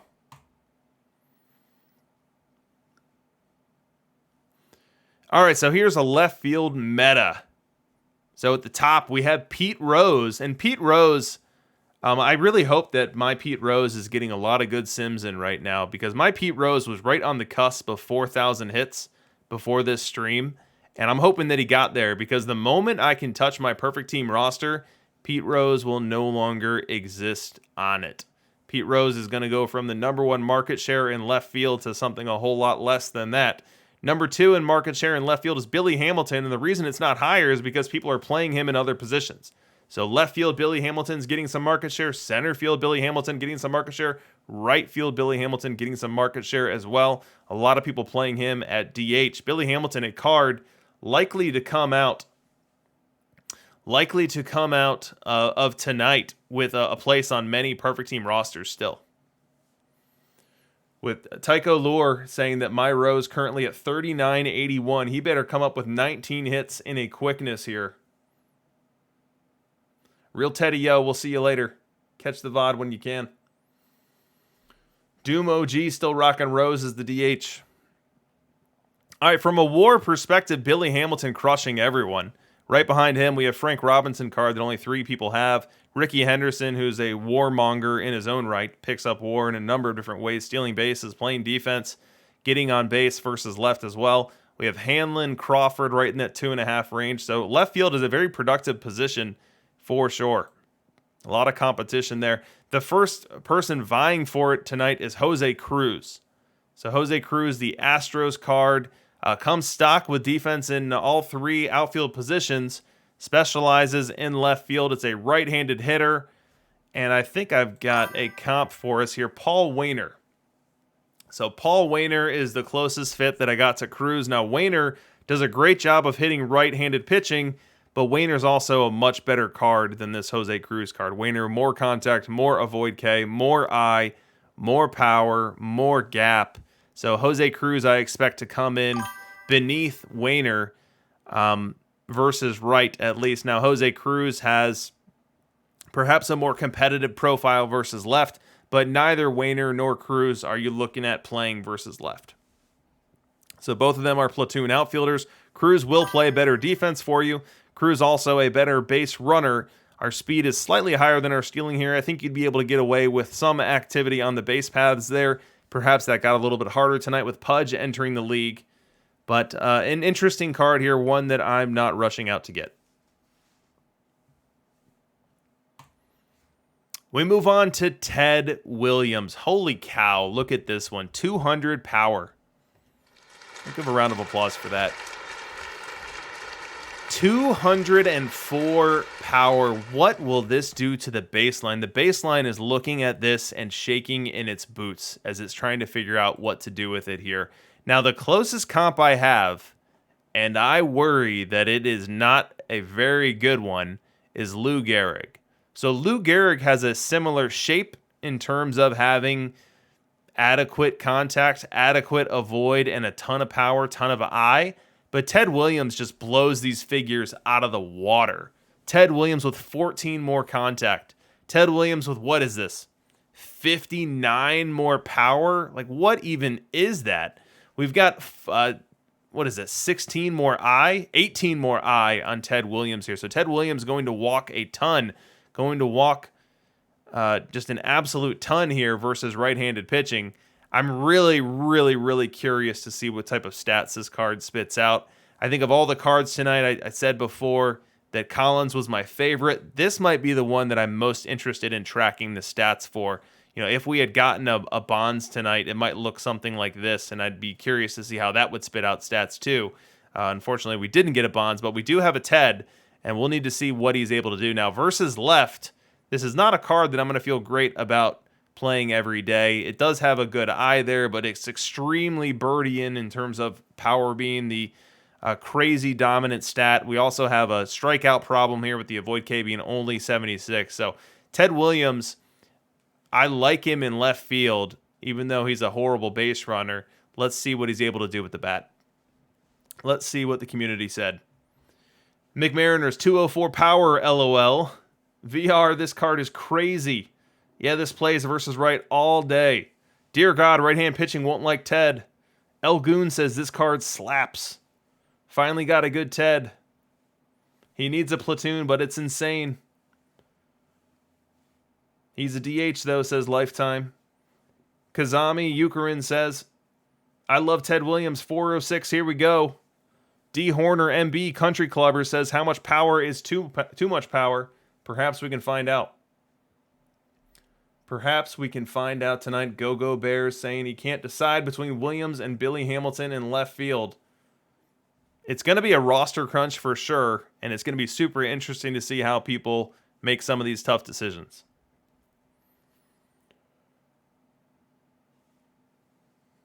KK Fitz saying, do you think there's a potential issue with too many good lefty bats coming out tonight, struggling to fit in some righties? I will say that this game is deviating from last game cycle in that tonight we got a ton of lefties that can really hit, and some of them that can hit lefty pitching too, and we got a ton of left-handed pitching that can really pitch. So I do think that the handedness balance was challenged tonight. I don't know what that's going to mean.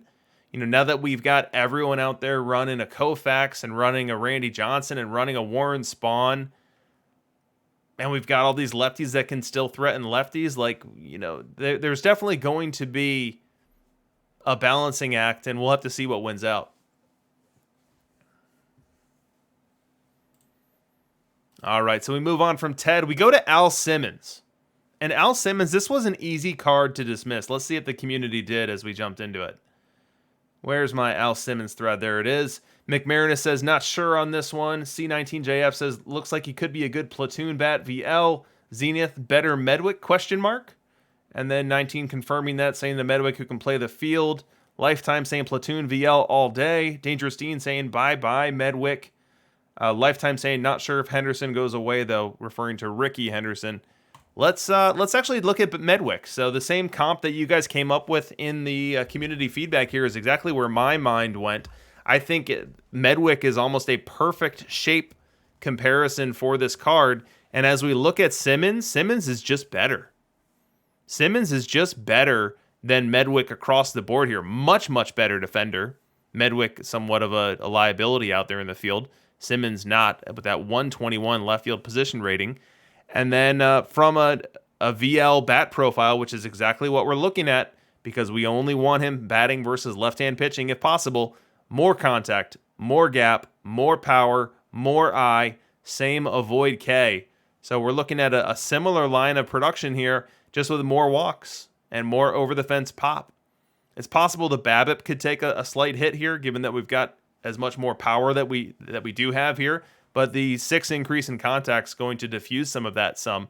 So I like Al Simmons. I like him as a Medwick replacement. I need to get all the pieces on the puzzle, on the board there before I figure out if he's going to be part of my build go forward, but I could very well see it.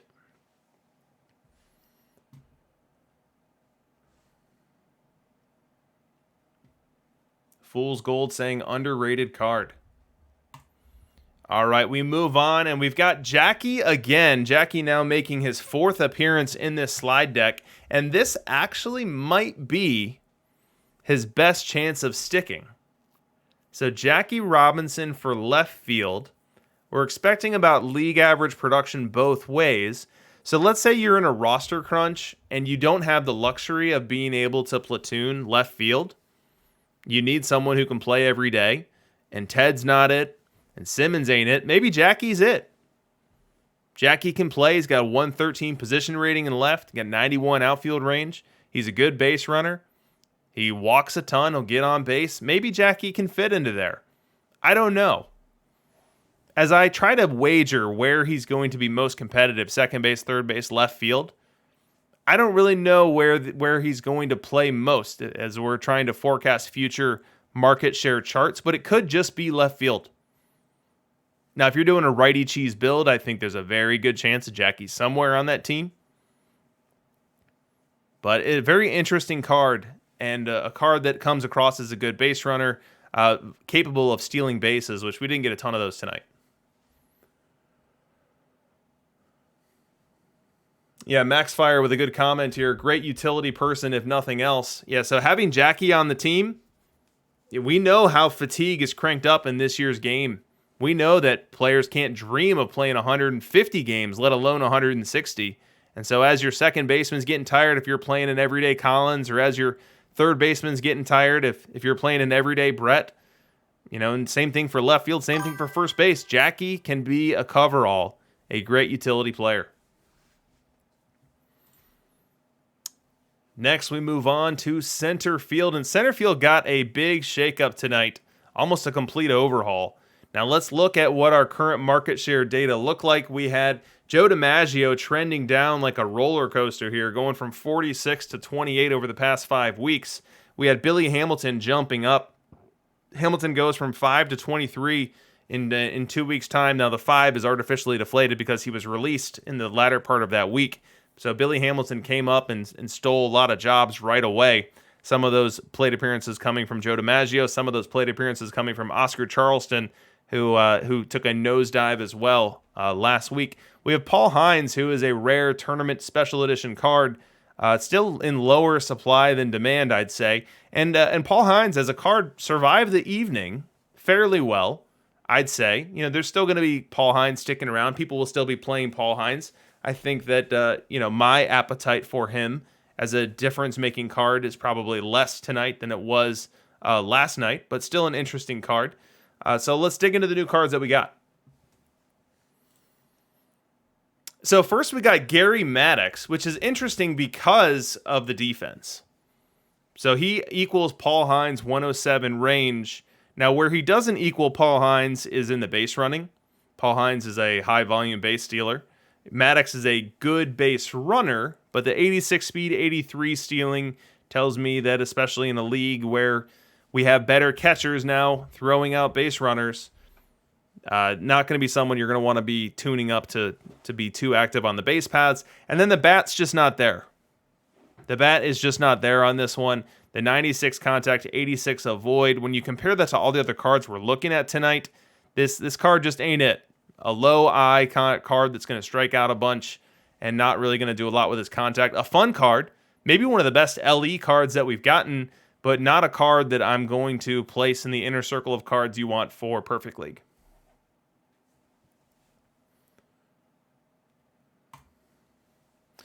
Next, we've got Willie Mays. We've been waiting for this card for some time, and we've got him, and he is beautiful. Behold.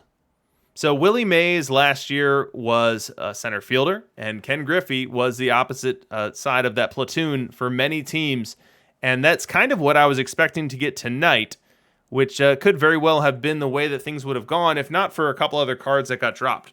So Willie Mays, we've got a 102 range center fielder here. Range is always very important for us as we're looking at outfield defense, especially in a premium position like center field. And as a right-handed batter, we first focus on the versus left profile.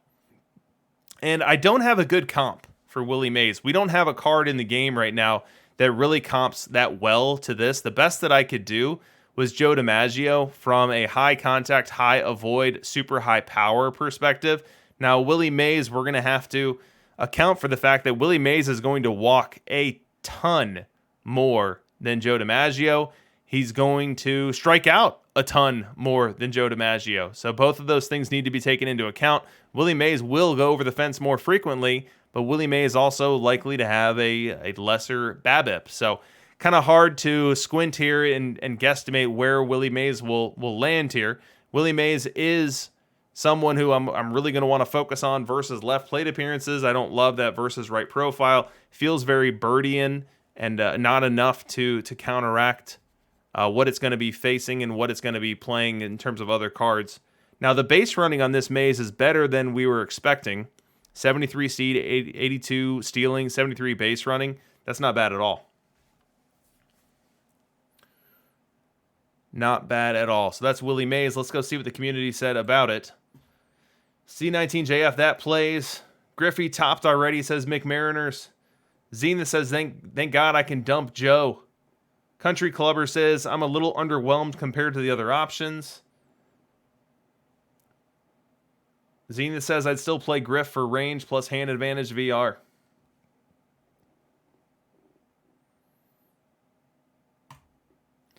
All right, we move on to Mike Trout. Okay, so when I first looked at these cards, I saw Mays, I saw Trout, and I said, okay, Mays is going to be the guy. And then the closer I looked at it, the longer that I squinted, the more I started selling myself on Trout. Now, Trout's going to strike out more. He's absolutely going to strike out more. He's not going to hit nearly as many home runs, but the quality of contact is going to be better. His BABIP going to be significantly better. And look at the eye, both ways for Mike Trout. 126 versus left, 116 versus right. May's a better defender, but I'm not so sure that Trout doesn't come out smelling like a rose. I'm not so sure about that. Now, if he can train up in left, maybe he gets up to, 107, 106 out there. It's not going to be a position best rating. It's going to be playable. Let's see what the community said about Mike Trout. Play for thrills, that's a lot of contact. Leona says, Fishman good. Lifetime says Fishman good in left field. Mr. Monty Fenn says, love the eye and contact. At least I definitely consider him. El Goon saying, I definitely could see an argument for having him lead off. I think he's going to be better than he looks. Mr. Money Fenn saying this looks a lot like Select's Juan Soto, which is doing well for me so far. The two of them together might be fun at the top of the order. DishNet34, if you guys have ever heard of him, says, a playable Trout? What? Country Clubber says, truly no idea what to do with center field now. Beckdog says he trains to like 98 in left field. So that's not going to be great, but it's not going to be horrible. Let's say you're playing a full Nerf build and you really want to max out the value of walks. You could sneak Trout into left field. Moving on, we've got Ken Griffey Jr. Let's see what the community said about Kenny. Mick Mariners, of course, says, the God. C19JF actually looks very good. Play for thrills. The eye might be enough to help with the low avoid K. I'd platoon him. He can for sure crush VR. Ooh, Red Eclipse. Palatine Pluto says might have to platoon the Hines. Frowny face. Zenith says finally can say goodbye to Oscar. And then Mr. Monty Fenn saying looks like a natural platoon with DiMaggio if you've got him. All right, so Griffey, we've got better defense than Trout, better defense than Mays. I mean, frankly, when we compare him to Hines, Hines has one more range, but Griffey has a ton more error, ton more arm. I'm not so sure that Griffey's not going to make more plays for you in center field than Hines. Now, this is absolutely a platoon card only. We are not going to play Griffey versus left. He's a super bird versus left. I mean, frankly, he's a bird versus right, but a bird that we might want to make work. The best comp that I had for him was Lou Gehrig versus right. I've used him a couple times before. I think he probably profiles best for this comp here. You know, Griffey a little bit more contact, Griffey striking out a little bit more, very similar eye, very similar power, very similar gap power. And so if Griffey can give you a plus versus right bat and this great defense, that's pretty darn interesting. That's pretty darn interesting. Now, we all know Tris Speaker's coming, but let's assume for a second that he didn't. I think that Griffey is playing for you. He's playing for everyone. And for anyone who is still working their way to the topper, I think Griffey is out on that field. Goodbye, Oscar. Goodbye, Hanlon. I think you've had a good run, and now it's done. So that's Ken Griffey Jr. We move on to Tris Speaker. He gets the round of applause. Like, what even is this card? What even is this card? What can't this card do? Holy cow. Let's see what the community says. Play for thrills. The Century Man. C19JF. Insane. Is he better than Hines? I don't know. Juiced up Joe DiMaggio. Forgot about Tris dropping on Spotify within the hour. Holy moly. I know the hitting profile is bonkers, but I'm kind of bummed he's going straight to DH, says Elgoon. And Zenith dapping him up and agreeing. Defense not optimal, says Lifetime. Wish I had 4 DH spots for all the outfielders I want to play now, says Country Clubbers. And you guys are right. The outfield range is not where we want it for this Tris card. It's not. It's 100. We've got Hines at 107. We've got Griffey at 106. We've got Mays at 102. This is 100. This is better than DiMaggio, but not a ton better.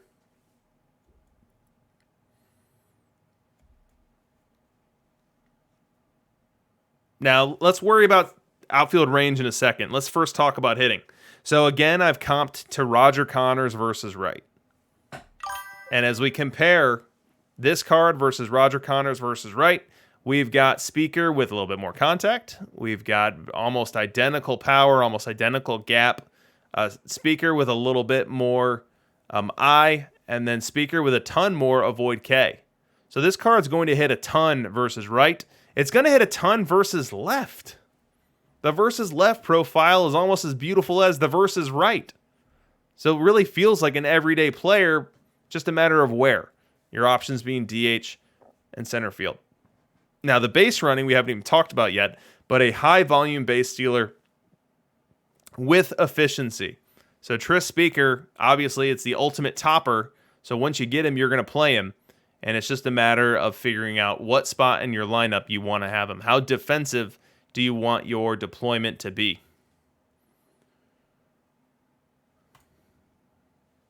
All right, that's center field. We move on to right field. Here's the current meta.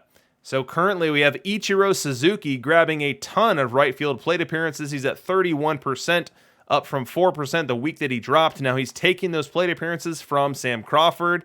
We've got some degradation from Al Kaline here. Willie Keeler almost dropping off the table, going from 20 to 7%. And then Pete Rose trying his best to hang on, went from 10 to 6 last week. He's going to go from 6 to even lower this week. From a WAR perspective, we actually have Willie Keeler holding on as the number 1 spot on in-game WAR, just edging out Al Kaline and Ichiro Suzuki with a healthy lead over Sam Crawford.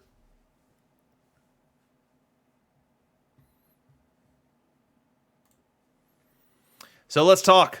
It's Tony Gwynn. It's Tony Gwynn time. Tony Gwynn was a huge card last year. You know, he deserves a round of applause. Huge card last year, big card this year. But let's for a second compare him to the most logical comparison, which is Ichiro. I mean, look how close these profiles are. Tony Gwynn going to walk a lot more. That's always valuable. Tony Gwynn going to strike out a lot less versus right. That's always valuable. Tony Gwynn also going to do more with the gap power. So going from the mid-80s to over 110 versus right. Going from the mid-80s to 95 versus left. So I do expect Tony Gwynn to do more damage than Ichiro. From a defensive perspective, the defense was really close comparing the two as well. I think that Gwynn is 120 in right field and 108 in center. I want to say Ichiro is like 120 in right, maybe 105 in center. So super duper close. So Gwynn, Ichiro, kind of synonymous here. Gwynn just gets the edge for me. Neither one of them is going to be one that I want to spend a lot of aggressiveness on the base paths, trying to steal bases. Both of them good base runners, though.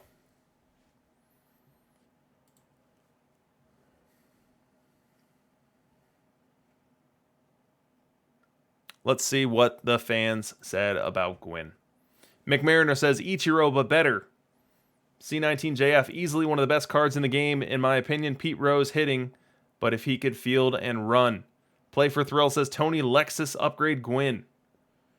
Arklick saying, Tony Gwynn is the icon of San Diego sports, both for his time at SDSU as a player and coach and his historic baseball career. This is the card I aspired to get in PT21, but never achieved. I'm happy this card will be on my roster until the end of the PT22 cycle. Congratulations to you, San Diego Swingers. Gwynn is just silly good, says the Country Clubbers. Yeah, Josh 127, it's not that gap doesn't matter. It's that it doesn't matter as much. So if you have two cards and they're identical in every way, shape, and form, and one has 10 more gap than the other, you're going to want that card with 10 more gap. They're going to be slightly more effective at having extra base hits that stay in the ballpark. Their singles rate will go down, their doubles rate will go up. Triples rate will go up.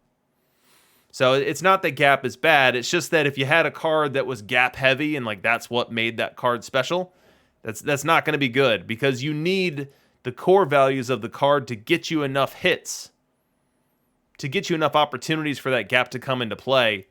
And so that's the nuance there. All right, so that's Tony Gwynn. We move on to Roberto Clemente. Let's look in the chat. One says, oh, Lord. One says, probably the worst of the toppers. Contact off the charts, but still good. Not a huge fan at all. Need opponent sliders so we can add another plus 10 on pitch around versus Clemente. Silly arm and crazy good contact, but worth playing over Gwynn? Question mark. Even prefer Ichiro, avoid K. So Clemente last year, when it was dropped with a similar shape here, right, it was the top of the contact food chain, and everyone went goo-goo and gaga over it. And I want to say for a couple of weeks, it hit a good bit. Hit for a high average. Came up with some big hits, big plays, played a great right field. But at the end of the day, not having walks really does hurt you. Really does limit how damaging you can be. Now, we're going to get a great BABIP on this card. It's going to strike out a fair bit, but when it hits the ball, it's going to be kind of like the Nap Lajoie card that we had last year. And good things are going to happen. Now, you're going to get world-class defense in right field with this, 100 range, 100 error, 121 arm. So Roberto Clemente is going to be played. Don't let my lukewarm response here suggest otherwise. Clemente is going to be played. I think that it's just going to be a numbers game. You're going to want to play him versus left. And how can you make all of the different pieces fit together in a way that makes you happy?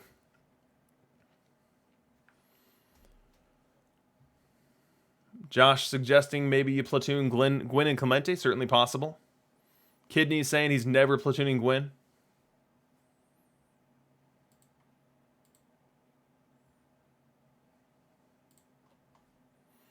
All right, we move on from Clemente to Hammerin' Hank, a right field card. And Hank got a ton of run last year. I don't think he's going to get as much run this year. Now, we've got a crazy, crazy amount of power here.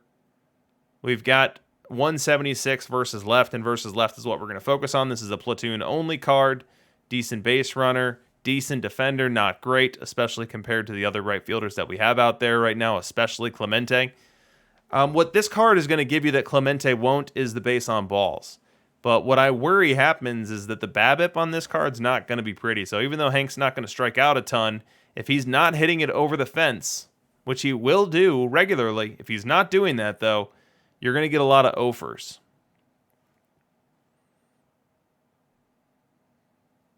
you're going to get a lot of overs. So, interesting card. I don't think we'll see a ton of play at first base. I think we'll see play in right field, and we'll have to see how it shakes out in terms of the other cards. Whitman, 412, trying him at first base. We'll see how it goes. All right, we are done with hitters. Everyone stretch your legs. Maybe we need to play OK Boomer music. Just for fun, just for giggles. But now we move on to pitching. And as much as the hitting meta was turned on its head, I think that pitching was even more so turned on its head. Pitching was almost a complete rewrite. So let's jump in. What we'll do first, dissimilar to my my other positions, I don't have market share data by percentage. I have it by raw batters faced. Maybe this is raw innings. Either way, this represents who is being used most in Perfect League right now. It's Maddox and Rixey, a clear, far and away 1 and 2. Maddox more than Rixey. And then from there, it's a huge drop-off. It's really hard to find respectable, trustable pitchers after Maddox and Rixey. Unfortunately, because Maddox and Rixey were statted the way that they were, so much of the baseline was sucked up by them. So much of the good pitching was sucked up by them that every other pitcher took a huge dump. Gooden, Smoltz, Hernandez, Lee, Burns, Grove, Perry. It's just really hard on a week-to-week basis. Find starters 3 through 5. I mean, Maddox basically gives up no home runs ever, and so all of those home runs are going into other people.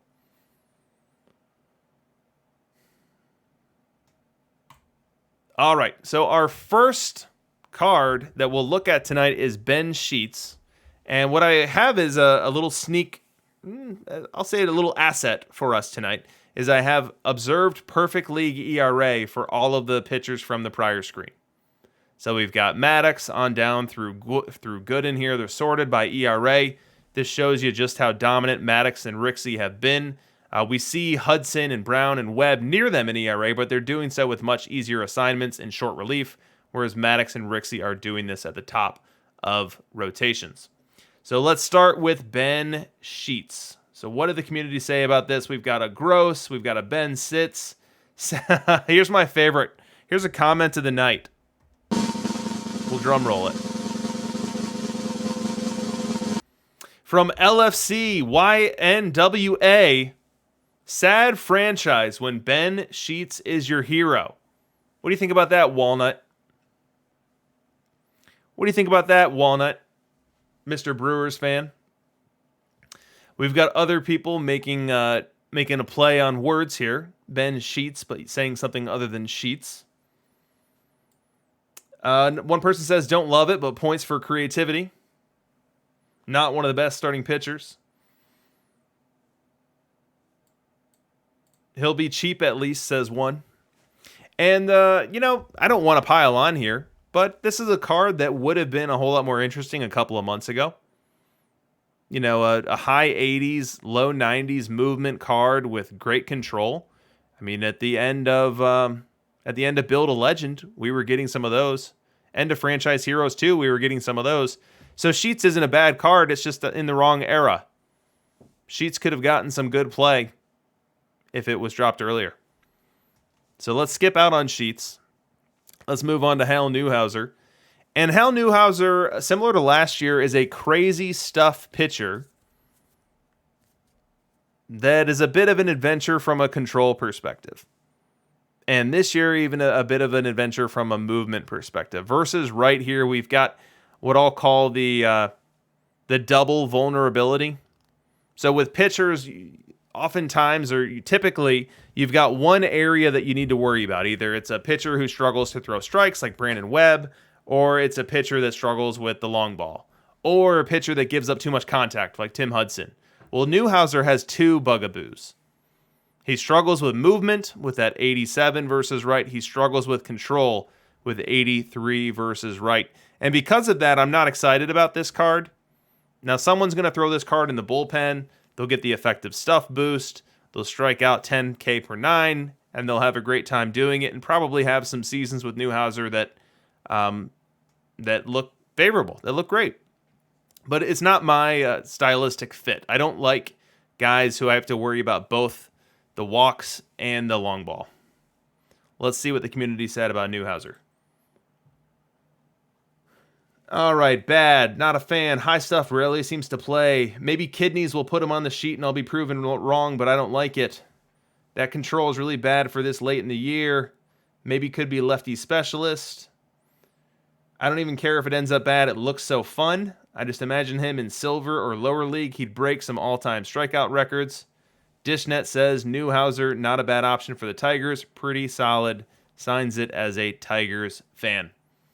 And then we got Country Clubber saying VL Penn Specialist, his only chance.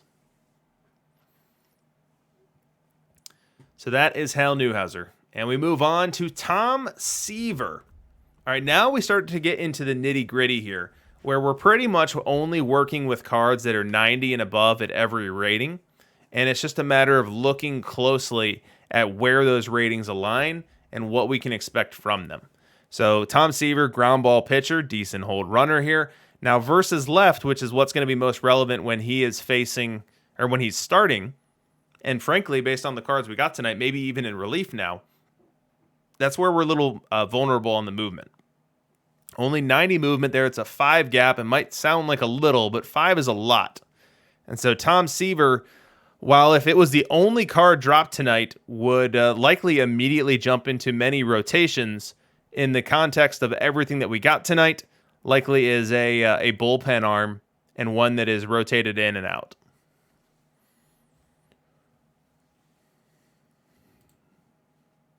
Next, we've got Zach Greinke. You know what? I forgot community feedback on Seaver. Let's check and make sure there wasn't a great line that we're missing.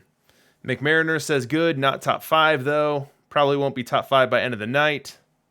Yep, it's good. Number 3 in my rotation, not counting any other cards released tonight. Likely a new bullpen card.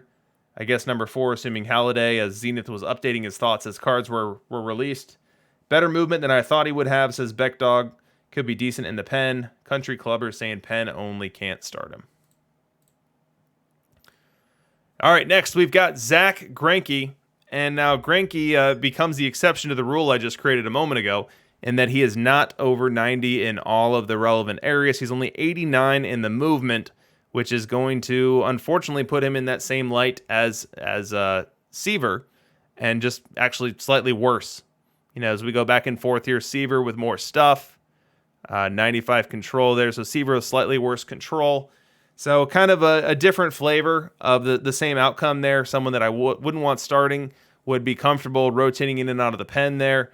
We've got more velocity on Greinke, so the effective stuff boost might be a little bit more in the bullpen. Let's see what the community said about Greinke. Basically, John Smoltz, nice card, should make most people's teams. Slam dunk pick for my pitchers who rake theme team. Bye-bye, Mordecai Brown, Harvey, Wheeler. Needs Ephus pitch, says Charles. Yeah, he's a boosted Matt Harvey. Movement would make him a bullpen piece for me. All right, we move on from Greinke, and we get to Dontrelle Willis. Now, I was super excited to see this card because I didn't really know what to expect. Dontrelle Willis, at his peak, had some really interesting numbers in the context of the era that he was playing. His home run avoidance was great. His walks weren't that bad. So I was curious, could we get a totally fire Dontrelle Willis card tonight? And we kind of did.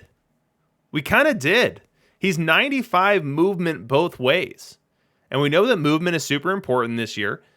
Now, the challenge is just going to be the control. So we've got a lot of control creep tonight. We've got a lot of stuff creep tonight as well. And Willis is going to be vulnerable on both of them. So can Willis throw enough strikes for us to take advantage of his ability to avoid the long ball? I think the answer is yes. If only in short sprints, if only as an opener in the bullpen, as a lefty specialist reliever, a long reliever. You know, I think there's a role for Dontrelle Willis. I like the card, and it's just going to be a matter of how well it's able to play and go around that control vulnerability now that is worse tonight than it would have been last night. Let's see what the community said. Not top tier, but playable. Borderline. Absolutely 100% playable, at least in the pen. Got to pull it on the pitch around slider a bit, but really playable. I still like Eddie Plank in a lefty park, so I think I love Dontrell, says T-Chuck. Gotta feel like I nailed the prediction on this. LOL, I still play Webb, so I'm going to play this, says El Goon. I think very playable, considering he's as good as righties and lefties, makes him very viable. Chill Penguin X says, looks favorable to Webb, except for ground ball versus extreme ground ball, and Webb plays. So that's Dontrell. Let's move on to Pete Alexander. Now, Pete Alexander here is showing up like Ferguson Jenkins. Like, he's Ferguson Jenkins after Fergie. If you recall, Ferguson Jenkins was a card released a couple months back, and at the time, he was 80 movement at a time when that was borderline, but had a ton of control and a ton of stuff to counteract it. I feel like Pete Alexander is like modern day Fergie Jenkins, where he's now at 90 movement. Now the goalposts have moved, so where 90 now is where 80 was then. So I'm not sure that this is anything more than a rotatable pen arm, and I think that the home runs allowed might be even too much for that type of role. Let's see what the community said about Pete. Mega disappointing for one of the best pitchers of all time. Now we go to Roy Halladay, Chris Jardine's pet project. He was super excited about this one. In the interview before we jumped into the cards tonight, he said this one was his favorite. And we've got an extreme ground ball profile. We had Chill Penguin X talking about that nuance between extreme ground ball and regular ground ball profile a moment ago. We do have extreme on this one, and we've got a ton of movement. We had Dontrell Willis a second ago at 95-95, and we've got Halladay one better. 95 versus left, 96 versus right, and he's not carrying the concerns with control. He's 95 versus left, 97 versus right. Now, Halladay's not a high stuff pitcher. He's going to get hit in the sense that he's not going to strike out everyone, but he's also not going to walk a ton, and he's also not going to give up the long ball. So a very interesting card. The hold runner is not great. He's a right-handed pitcher with a very low hold runner grade here, so Pudge is going to need to be able to help him from getting absolutely destroyed on the bases from our Eddie Collins card, from Billy Hamilton, and the other base runners out there that can and will run wild. But this is a card that absolutely plays, and just a matter of numbers. If you get him into the rotation or if you get him into the pen, I would guess that this card compares very favorably to a right-handed Epirixi. Oh, and that's exactly what Josh is saying in the chat right now. I'm going to pretend like I didn't see that. Here we go. Community feedback on Halladay. Zenith says it plays. C19 says right-handed Rixie what? Beckdog says Roy looks pretty sick. Gimme, number 2 SP in the game. This card basically at worst third best pitcher in the game at the time, at least it was released. Play for Thrill says it'll be 6th best by the end of the night. I like Roy more than Rixie, says McMariners. Palatine Pluto says number 2 or number 3.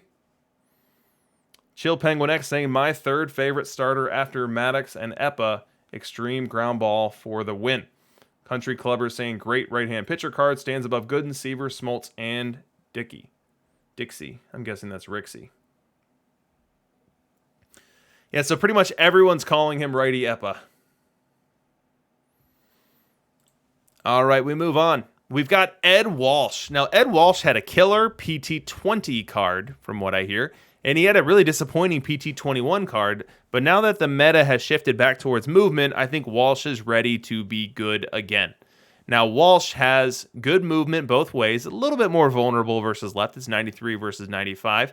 The control's good, not great, and the stuff is good, not great there as well. The difference with Walsh here is that he has incredible stamina, so he's coming in at 111. He also has the ability to hold runners. So we've talked a lot about how good of a base running mix, how good of a base running landscape we have now. There's so many guys who can steal a ton of bags on you that it's actually important to be able to hold them to first. You can't be giving up doubles every time you give up a single. And Walsh with a 97 hold runner is going to be able to do a good bit of that. So I think Walsh is on every team, and it's just a matter of your build to determine if you're starting him or if you're relieving with him. Ludwig83, thank you for subscribing very much. That's now 4 streaks, or 4 months. It's getting late here. I'm starting to lose it. I need an infusion. I need a Mountain Dew. M. Lellum saying, I've got 3 for 5 for Franchise Heroes 3. Should I target this dude? Well, Ed Walsh is going to be a really good pitcher. He's going to be a really good pitcher for a long time. If you don't have access to most of the toppers, which you don't, if you're still building your collections, I think he's going to be one of your best starters. So let's say you've got Rixey right now. Let's say you've got Maddox. And if Walsh is the best of the bunch that you have left, he's probably your number 3 starter. ITC Monk subscribing. Thank you for renewing there. That's now 2 months for ITC Monk. Thank you for supporting the stream. All right, we move on, and we've got an absolutely gigantic card. It's getting a round of applause. It is Rocket, and it is a really, really good card. Last year's Rocket left a little bit to be desired. This year's Rocket does not. Tons of movement, tons of control, tons of stuff. Immediately a starter in my book. Immediately a starter. A card that's going to have a strikeout rate better than most pitchers we see today, and is going to be able to give you Epirixian home run avoidance while doing better than that from a walk avoidance perspective. Absolutely amazing card. Get him in your rotation. Build towards him as best you can. And the same darn thing can be said for Randy Johnson. If Rocket gets a round of applause, Randy needs to get one too.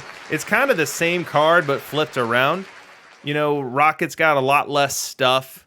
Randy's actually got a little bit more control on his offhand. You know, Rocket is at 96 versus left, whereas Randy is at 97 versus right.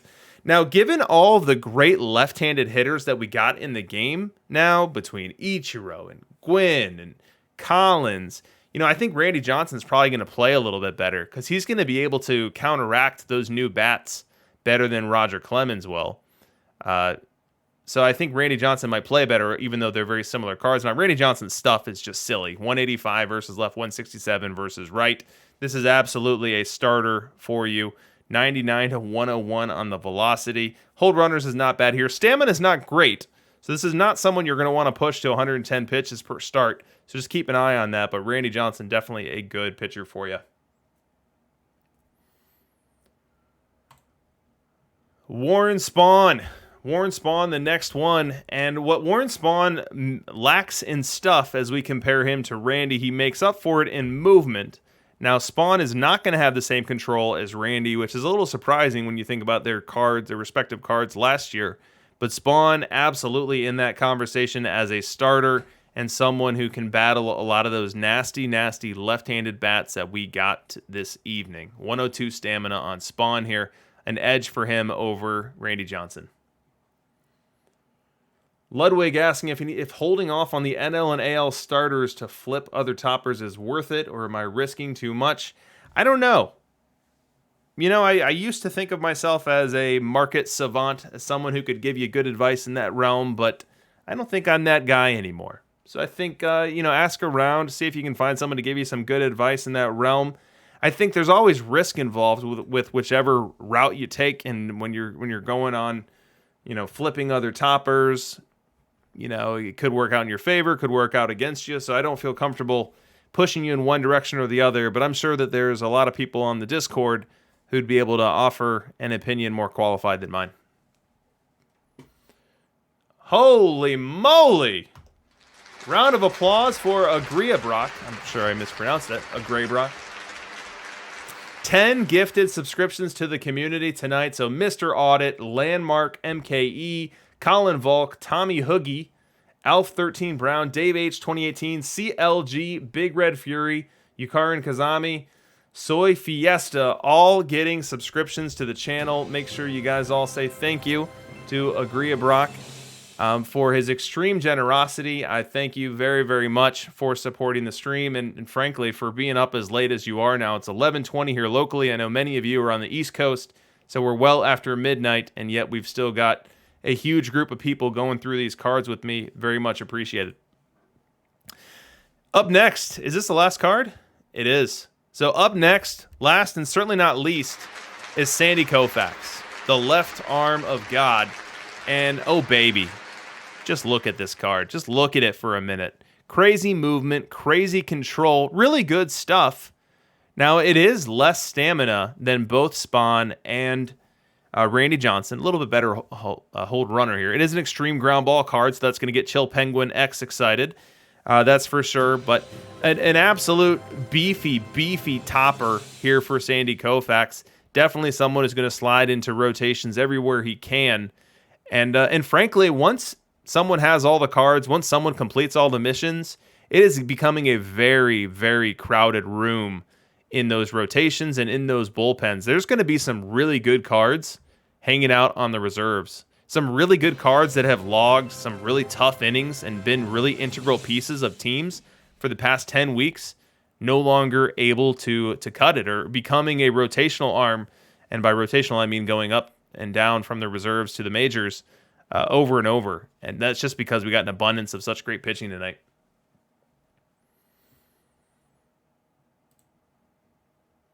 All right, guys, we made it. We made it to the end. Here are all your franchise heroes 3. We've got the toppers right behind them. It's a 2.5-hour stream. Oh, Chess Safari pointing out we skipped Mantle. I think you're right. I don't know how that slide ended up getting deleted. I apologize for it. Mantle is not a card that I was too excited about. Maybe my lack of enthusiasm about him caused him to fall out of the deck. He didn't want to show up tonight. Let's see what the community said about him. Bad also. Ooh, why can't we get a good Mickey? Geez, with that range, you'd wish he was playable in left field or right field, trainable or something. You could maybe play him at first base, but even VL, he only has 81 avoid K. This card makes me sad because we could have had Red Sox 2007 Mike Lowell. So I'm sure you guys have no idea who offered that feedback in the Discord. All right, next we've got someone asking in the chat who the top 5 starters are in the game after this update. So let's do that on the fly. I think Sandy's in that team picture. I think Randy's in that team picture. Warren Spawn. I think Greg Maddux. Roger Clemens. And then Eppa to the pen. That might be how I do it. It depends, and I think it has a lot to do with your park build as well. If you were already on Lefty Cheese this week, I think tonight's set was a nice gift to you because you got a lot of left-handed arms that are going to be really good in that setup. Although there's a lot of lefty bats that are now going to come into your home park and kill you. So you've got that to worry about as well. Instead of Ichiro, you've got Gwynn coming in there, and you've got Eddie Collins coming in there who's going to do a whole lot more than Jackie or Morgan was doing. So it is a balancing act there, and we could see it go both ways.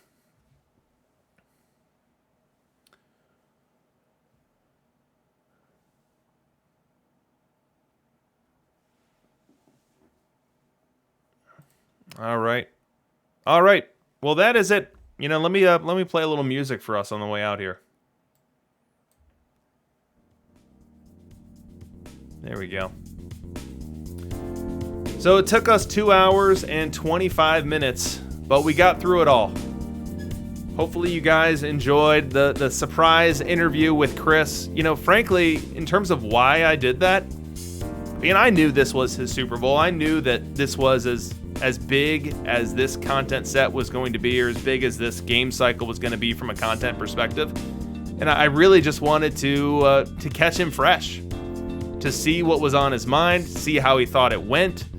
This thing was a year in the making for him, and now months in the making from an execution perspective, as this was building from Build a Legend, which was released months and months ago. So I thought it was just a good idea to get some of his thoughts that he would not have time to give us during his stream. I knew he's got 55 minutes or so to cover 36 or 38 cards or whatever we got tonight.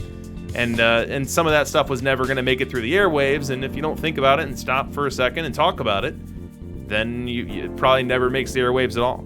So I was glad to be able to grab him. I'm so thankful that he was willing to hang out with us tonight and give us some of that feedback. I thought he was very candid tonight and very honest about his approach. And frankly, I think Chris is doing a bang-up job.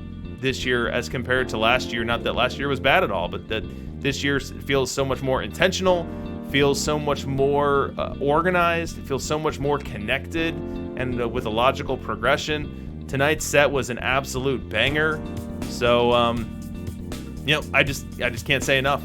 I'm super excited about plugging these cards in, and I'm super excited about what's left for the game cycle. It is the end of October, so it's not like we've got a ton of time or a ton of content left.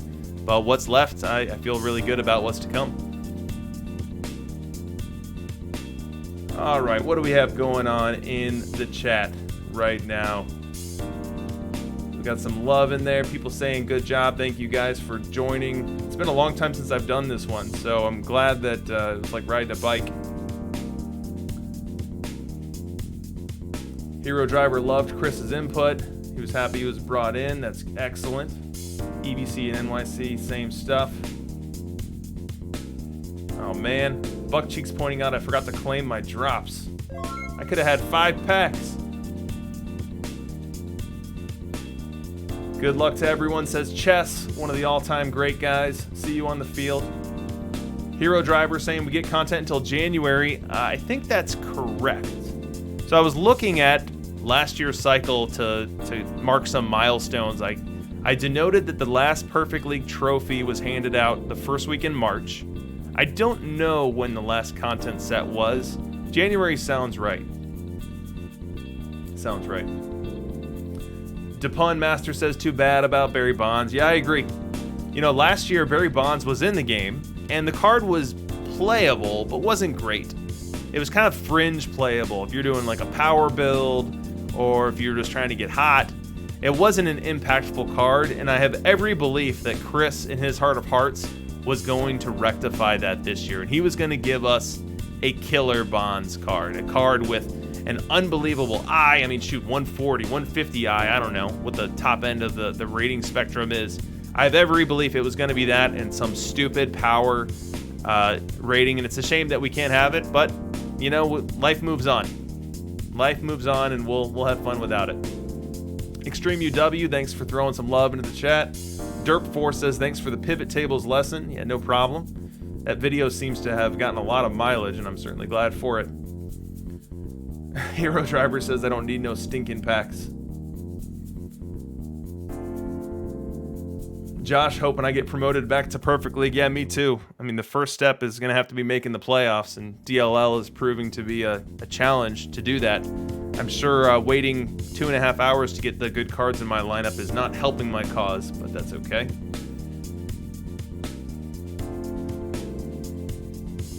ITC says it's a great night for Perfect Team, and I totally agree. Kurgan X buying a bunch of silver packs with the Diamond Quick Sell because of those Pirates and Rays missions. Erie GM just sold Mickey. Chill Penguin X theorizing that perhaps the Ted Williams power was supposed to go to Bonds. My Mice Forever wondering about a GOAT Babe Ruth. We'll get a Babe Ruth. We'll get one. We will get one. I expect it to be ridiculous, and I hope it's awesome. We'll get a Babe Ruth. Trout or Rose DH versus Wright. I think that Rose is pretty done. I think Rose is pretty done, so I'm going to go Trout in that question.